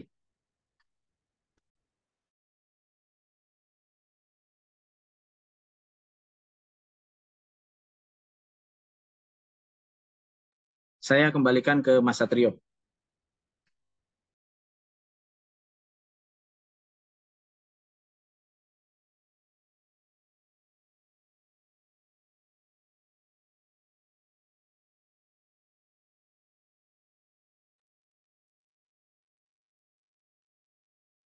Mas Satrio, silakan Mas.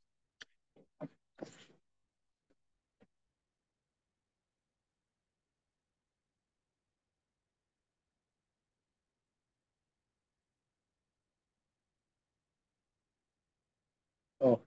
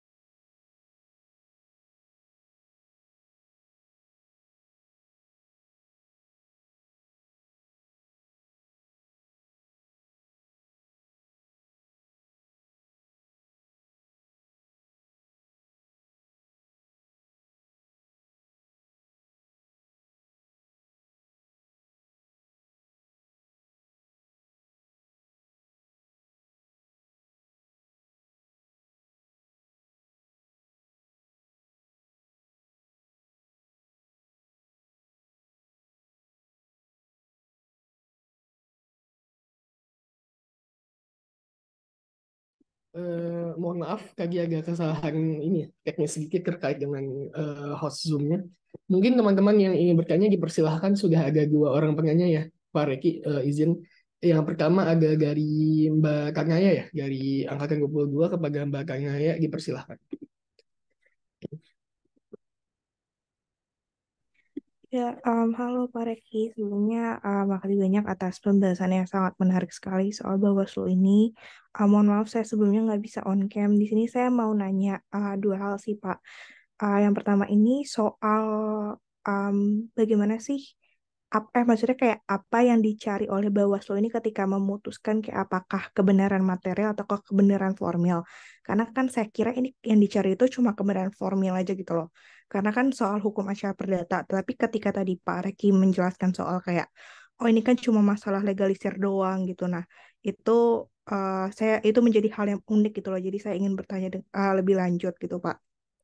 Terus pertanyaan yang kedua, setahu saya kan semenjak ada pengaturan soal pelanggaran terstruktur, sistematis, sama masif ini yang dulu ada di MK, itu kan menjadi membludak ya Pak, perkara-perkara yang diajukan ke MK gitu. Nah pertanyaannya adalah apakah udah ada suatu sistem pencegahan gitu loh yang dari Bawaslu biar nggak terlalu banyak gitu, seenggaknya perkara yang masuk. Paling gitu sih Pak. Terima kasih. Baik, terima kasih Pak Reki. Apakah ingin jawab satu persatu atau semua bertanya terlebih dahulu Pak? Baiknya.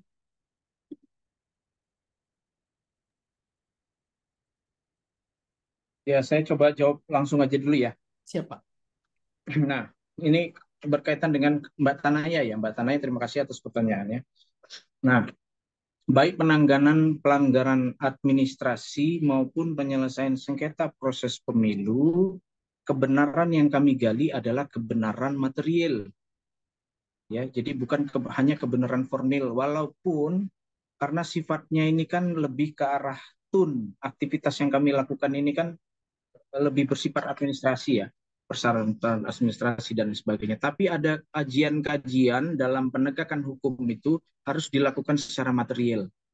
Ya, kalau formil misalnya mengacu pada perdata ya, itu siapa yang membuktikan, itu yang siapa yang mendalilkan dia yang membuktikan. Kalau di Bawaslu tidak bisa begitu, harus kami kejar.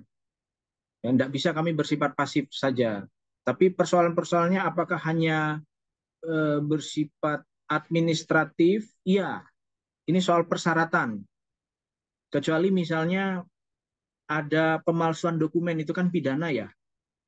Dia bilang kalau persyaratan itu ditentukan katakanlah lulus SMA ya, lalu ijazah yang dia sampaikan kepada KPUD misalnya itu palsu, ya itu kan mesti material, walaupun hanya berkaitan dengan dokumen atau formil, tapi untuk memastikan dokumen itu benar atau tidak, palsu atau tidak, itu saya kira itu bersifat material. Dan untuk memvonis dokumen itu palsu atau tidak, itu bukan wilayah Bawaslu. Itu akan kami teruskan pidana pemilunya atau kepada pihak yang berwenang di kepolisian. Nanti kepolisian proses di persidangan. Di PN nanti akan diproses kemudian dijatuhkan hukuman apakah benar-benar palsu atau tidak palsu. Selagi belum putusan bersifat ingkrah, maka preasumsi of innocent di penyelenggara pemilu dalam hal ini KPU DKI sepatutnya masih tetap menganggap orang itu tidak bersalah. Masih MS statusnya sampai dengan nanti setelah ada putusan ingkrah, putusan itu yang akan menjadi dasar dari penyelenggara pemilu atau KPU untuk menyatakan bahwa dokumen itu tidak memenuhi syarat.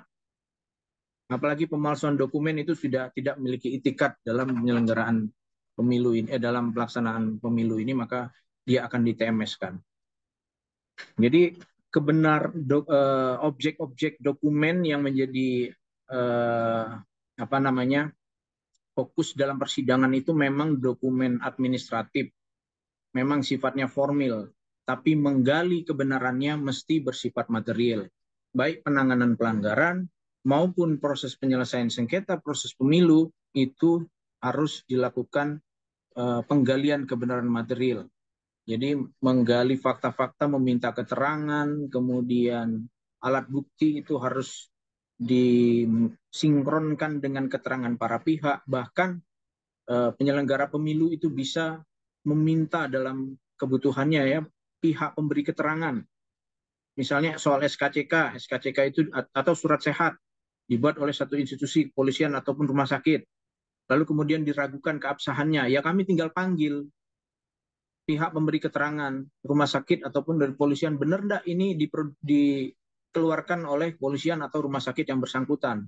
Ketika mereka menyampaikan oke, confirm ini benar, pernah dibuat. Nah, itu salah satu upaya untuk menggali kebenaran material. Atau juga kalau misalnya butuh ahli, ya kami bisa panggil karena kebutuhan kebenaran material. Bawaslu dalam satu proses persidangan adjudikasi boleh memanggil ahli untuk diminta keterangannya. Mbak Titi yang kita ketahui itu sudah sering kali menjadi ahli ya di dalam persidangan karena memang beliau ini guru daripada guru.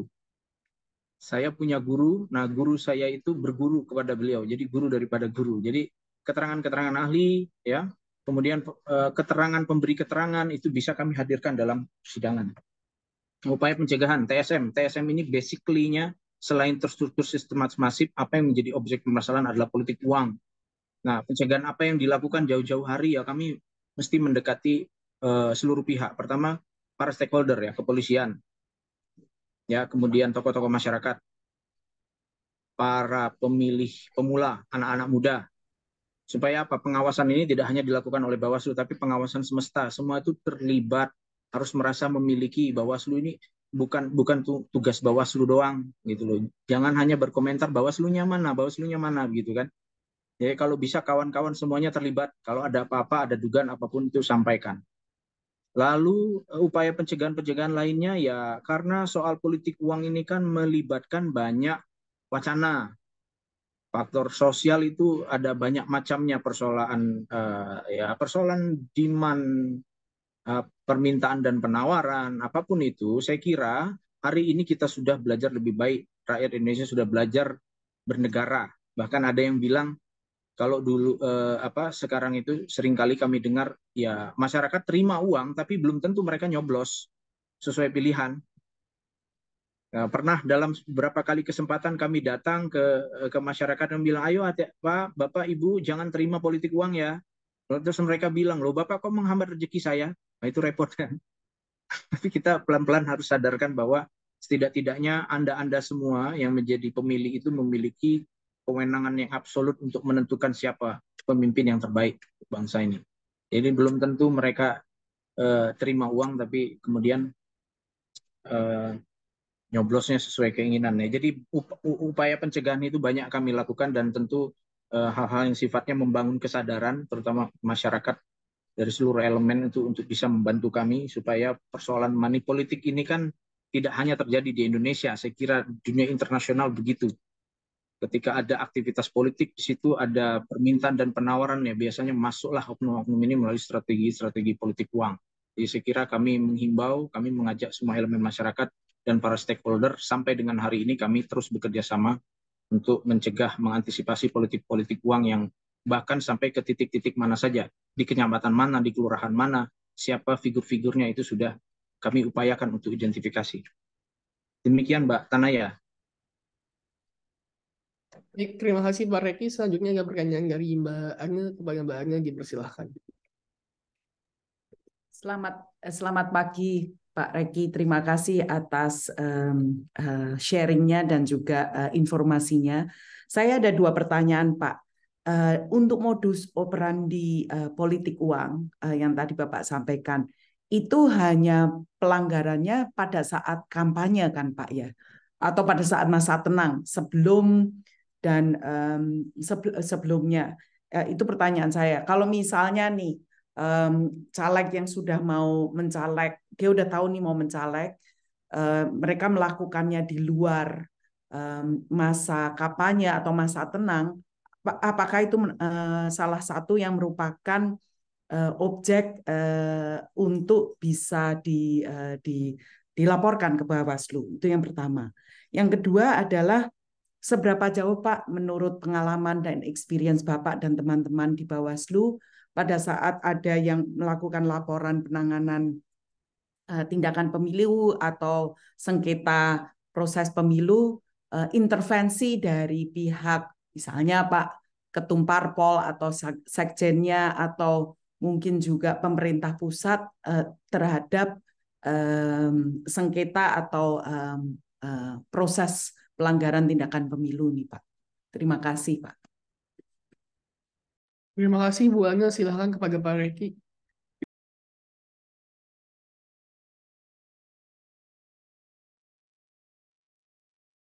Terima kasih Mbak Ani. Politik uang lagi ya Mbak ya. Yaitu kami kemarin itu salah satu upaya pencegahan kami adalah kami bersilaturahmi ke seluruh 18 partai politik dengan mendatangi kantor. Kalau sebelum-sebelumnya kami hanya berkirim surat imbauan, ini kami datang langsung kayak lebaran. Datang, kemudian diterima, makan, minum, ngobrol, dan ternyata pertanyaan-pertanyaan mereka ya soal itu. Pak, boleh nggak Pak kalau kami begini? Boleh nggak kalau kami jual beras dengan harga korting?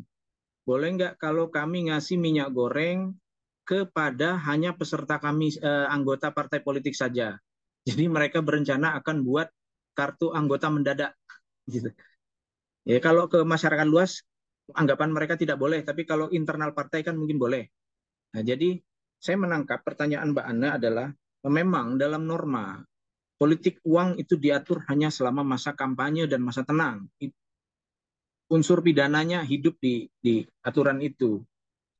Nah, ada juga selain di luar masa kampanye, yaitu hari tenang, ada juga sebelum masa kampanye. Nah, hari ini juga sudah banyak yang bergerak, Mbak Ana, ya kan, karena eh, target dan misinya berbeda. Misi kami penyelenggara pemilu menegakkan hukum, sementara misi mereka adalah semaksimal mungkin mendapatkan hati rakyat, gitu kan, untuk supaya bisa dipilih.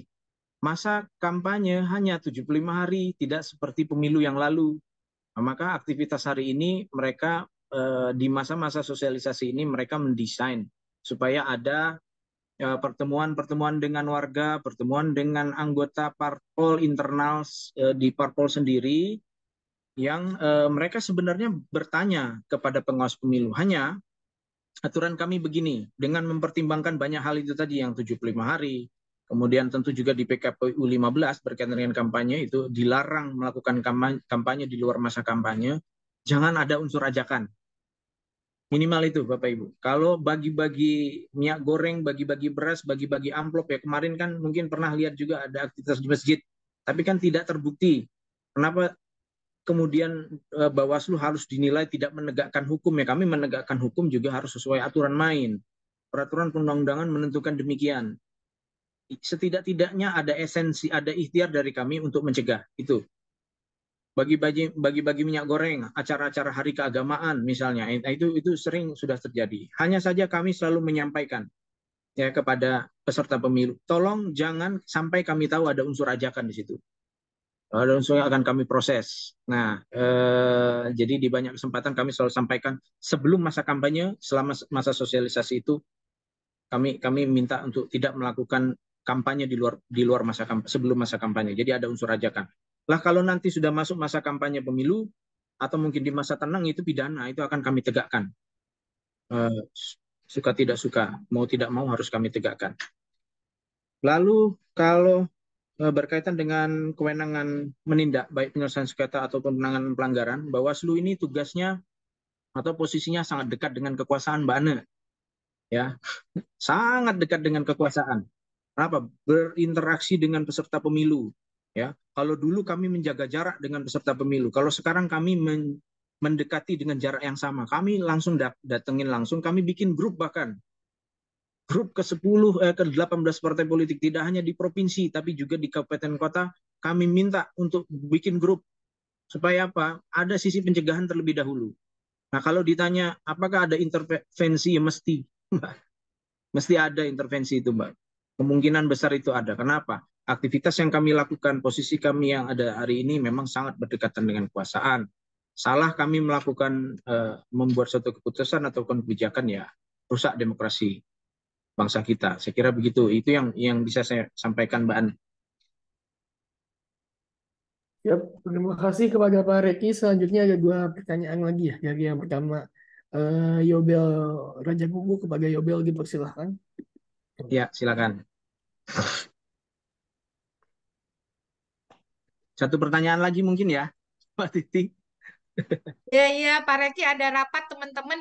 Teman-teman pertanyaannya mungkin singkat padat ya. Ini boleh dua atau satu, Pak? Setelah Yobel boleh satu lagi atau terakhir Yobel? Ya, dua lah. Tadi kalau nggak salah saya lihat ada dua yang raise hand ya. Ya, Yobel ada Ibrahim Yobel. Ibrahim Gifari ya. Silakan Yobel singkat padat kepada Pak Reki. Ya, Bu Titi, diusahakan singkat padat dan jelas.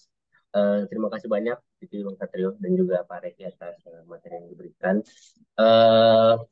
Pertanyaan yang saya ajukan sebetulnya berkaitan dengan mungkin lebih ke arah teknis ya, Pak Reki, karena kontestasi pemilu tahun depan kan dari waktu ke waktu kita pelaksanaan pemilihan makin banyak hal baru lah. Di awal kita sempat ada pilkada serentak, lalu setelah pilkada serentak ada pemilu serentak gitu ya, pileg dan pilpres yang digabung.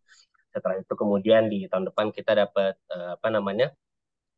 menyambut pengalaman baru lagi, di mana setelah pemilu serentak, habis pileg dan pilpres, di akhir tahun 2024-nya kita juga langsung ada pilkada serentak. Jadi tek-tek-teknya cepat sekali, betul, hampir tidak ada jeda sebetulnya. Nah, yang mau saya tanyakan sebetulnya, Bawaslu tentu ya bersama dengan DKPP dan juga bersama dengan KPU sebagai penyelenggara pemilu, tentu akan menghadapi banyak kendala teknis ataupun tantangan teknis dalam pelaksanaan pengawasan pemilu di tahun depan, Pak Reki. Misalnya terkait dengan seperti apa nanti SDM yang dibutuhkan, lalu juga terkait dengan jeda waktunya yang begitu singkat, karena berkaca dari 2019 ketika pemilu serentak, ternyata banyak berjatuhan korban jiwa dalam konteks pengawasi TPS, misalnya ada meninggal dunia segala macamnya.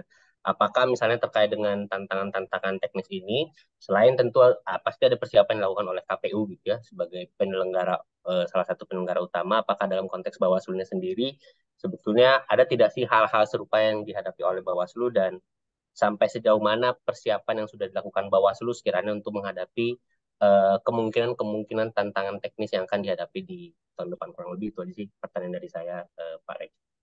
Demikian. Terima kasih banyak. Terima kasih Bang. Ya, Bang Yobel ya. Silakan Pak.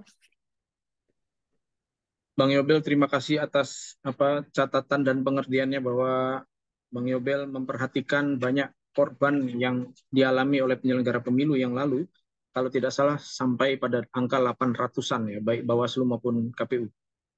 Nah, volume pekerjaan cukup padat, bisa kita bayangkan karena pemilu dan pilkada akan dilaksanakan di tahun yang sama, dan bahkan pilkada di November 2024 itu tidak hanya bicara tentang bulan November, tapi tahapan itu kemungkinan di akhir atau awal tahun ini sudah akan berjalan.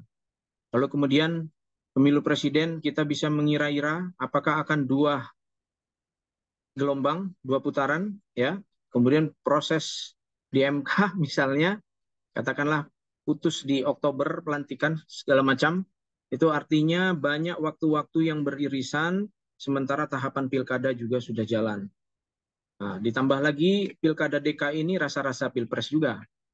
Ya, kalau dalam prediksi kami mungkin dari prediksi mungkin dari diskusi berkaitan dengan indeks kerawanan di wilayah DKI berkaitan dengan pemilu ini mudah-mudahan landai, tidak ada persoalan.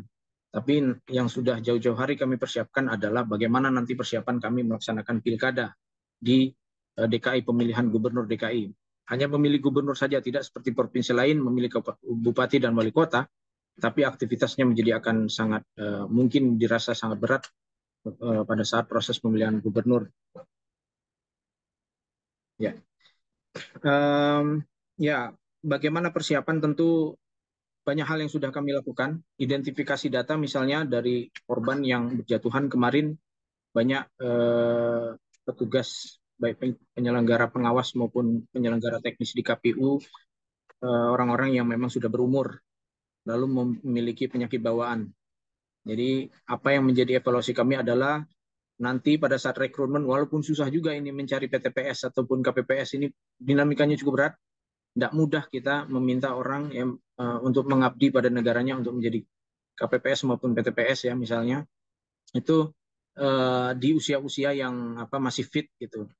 Nah, lalu kami pastikan juga tidak ada, mudah-mudahan kami bisa membaca riwayat kesehatannya adakah komorbid atau tidak. Kemudian kami akan berupaya bekerja sama dengan pihak-pihak misalnya puskesmas, layanan kesehatan, kemudian asuransi, untuk bisa dijaminkan kepada jajaran pengawas ataupun di penyelenggara KPU juga. Lalu juga loading pekerjaan ya sepertinya akan kami upayakan ya, kita atur sedemikian rupa, mudah-mudahan loading pekerjaan itu tidak menjadi sangat berat, walaupun memang harus berat. Karena kawan-kawan di lapangan itu sudah mulai capek daripada saat distribusi logistik. Ya, logistik itu diterima, kemudian TPS-nya dibuat, menerima kotak suara, surat suara. Jadi sebelum nyoblos itu udah beberapa hari, beberapa malam itu udah begadang. Sementara kami, misalnya ya, jajaran itu yang tadi saya sampaikan di slide, jajaran pengawas kalau di kecamatan tuh hanya 3. Kalau di KPU itu jajaran KPU PPK sebutannya itu ada 5. Itu dirasa masih kurang. Sementara misalnya di satu kota Jakarta Barat misalnya, punya 8 kecamatan, ya mesti bagi badan ini. 3 ini mesti bagi 8 kecamatan kan. Di kecamatan misalnya berapa kelurahan, nah itu harus berbagi lagi. Itu aja sudah capek, Bang Yobel ya. Terus belum nyoblosnya. Setelah nyoblos, hitung-hitung, rekap-rekap itu sudah begadang lagi sampai dengan mengawal, memastikan pengamanan bagaimana surat suara itu kemudian bergerak dari kelurahan kecamatan dari TPS ya, kelurahan kecamatan lalu kemudian disimpan. Itu butuh energi yang sangat besar. Bahkan cerita-cerita kawan sesama rekan-rekan penyelenggara pemilu itu persis mereka cerita ya, ketika rekap itu selesai mereka amblas.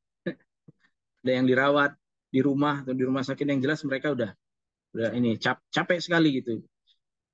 Ya tentu kami akan mendapatkan arahan dari Bawaslu RI upaya-upaya atau strategi seperti apa untuk menurunkan apa namanya supaya loading pekerjaan itu tahapan demi tahapan, waktu demi waktu itu tidak menjadi padat sekali sehingga kemudian akan berakibat buruk berkaitan dengan kesehatan jajaran penyelenggara ya, pengawas.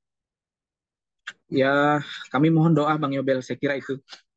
Mudah-mudahan kami semua sehat dan pekerjaan penyelenggaraan pemilu juga terlaksana dengan baik. Saya kira saya sudah dijemput Mbak Titi. Oke, baik. Ibrahim, maaf ya, tidak bisa ada kesempatan disimpan dulu. Berarti Pak Reki harus balik lagi ke FHUI. Nanti kalau ada, saya akan jawab. Teman-teman jangan tinggalin Zoom dulu ya. Saya masih ada pengumuman untuk teman-teman mahasiswa. Sebelumnya, Pak Reki, kami sampaikan terima kasih banyak atas perkenannya untuk hadir mengisi kuliah tamu di Fakultas Hukum Universitas Indonesia. Kami sangat senang sekali banyak ilmu yang kami dapat dari paparannya.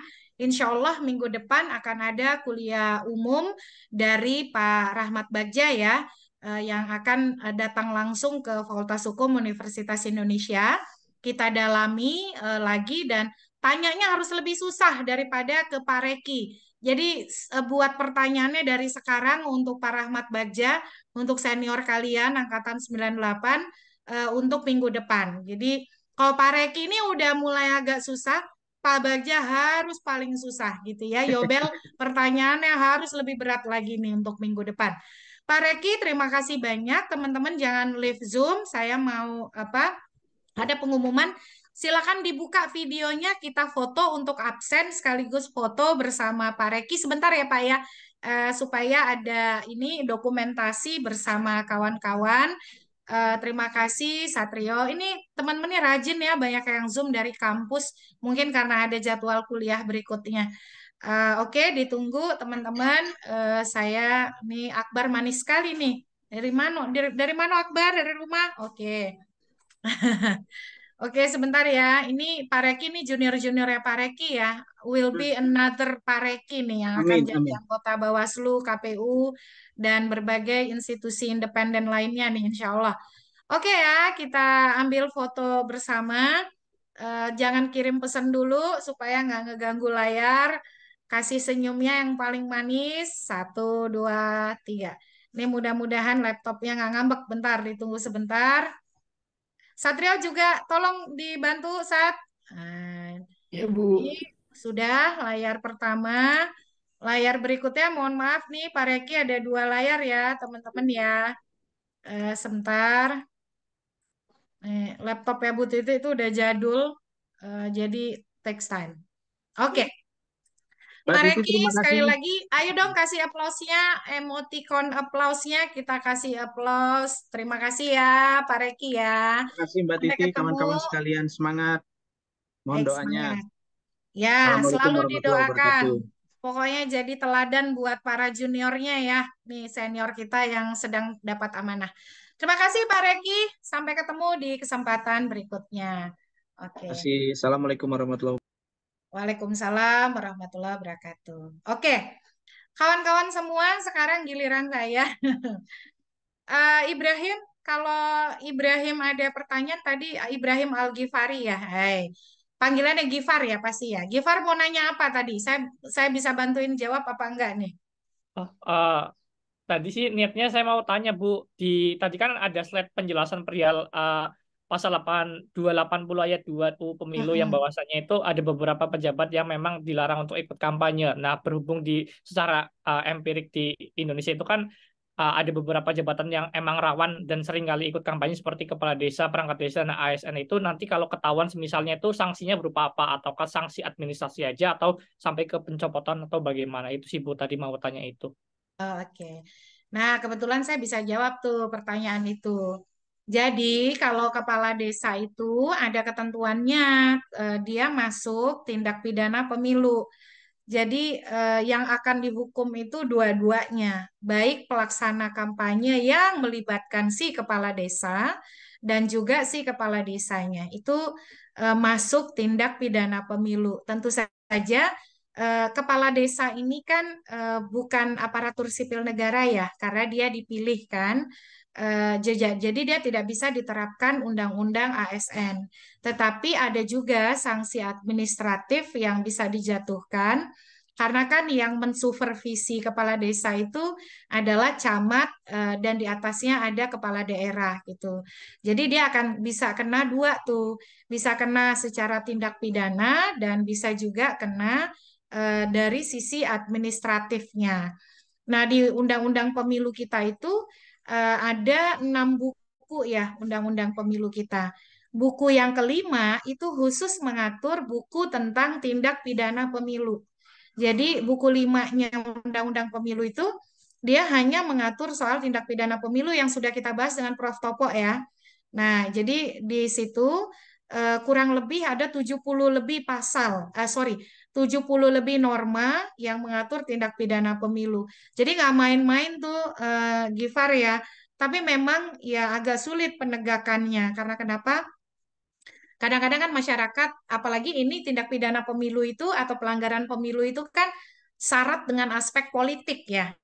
Jadi karena dia banyak atau kuat aspek politik, dimensi politiknya, tidak semua orang itu berani mau melaporkan gitu. Atau kemudian berada dalam tekanan sosial nih. Contoh kasus politik uang gitu ya. Terjadi politik uang. Kenapa sih tidak serta-merta melapor gitu ya? Satu rasa aman dirasa itu belum sepenuhnya hadir, perlindungan begitu ya.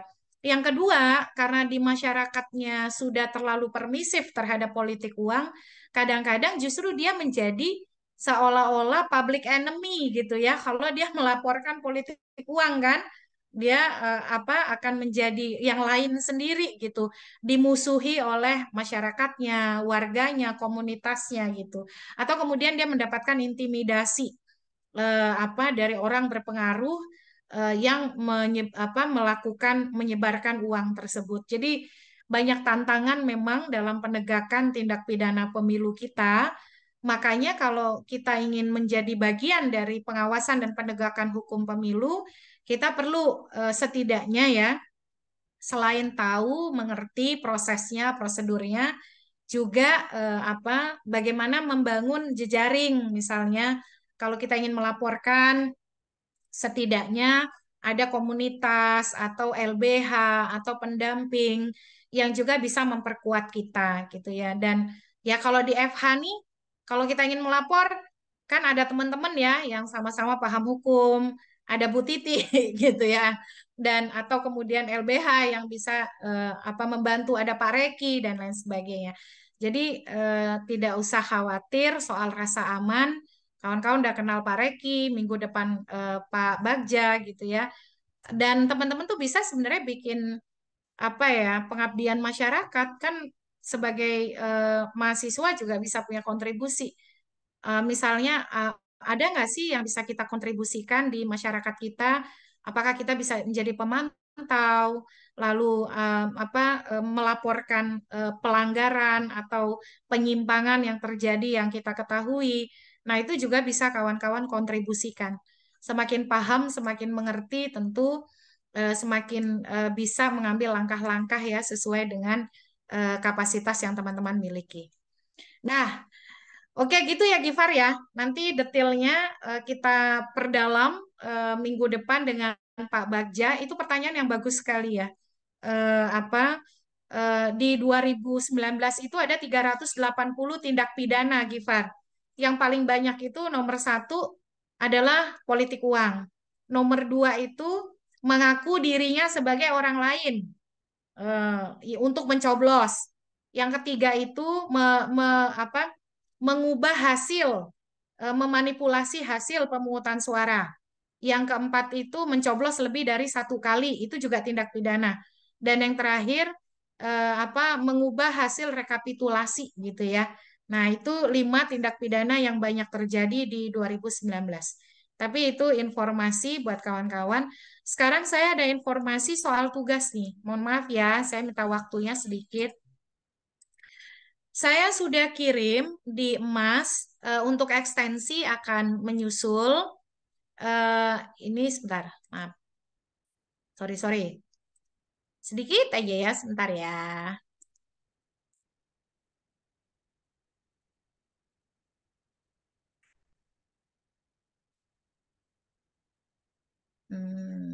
Oke.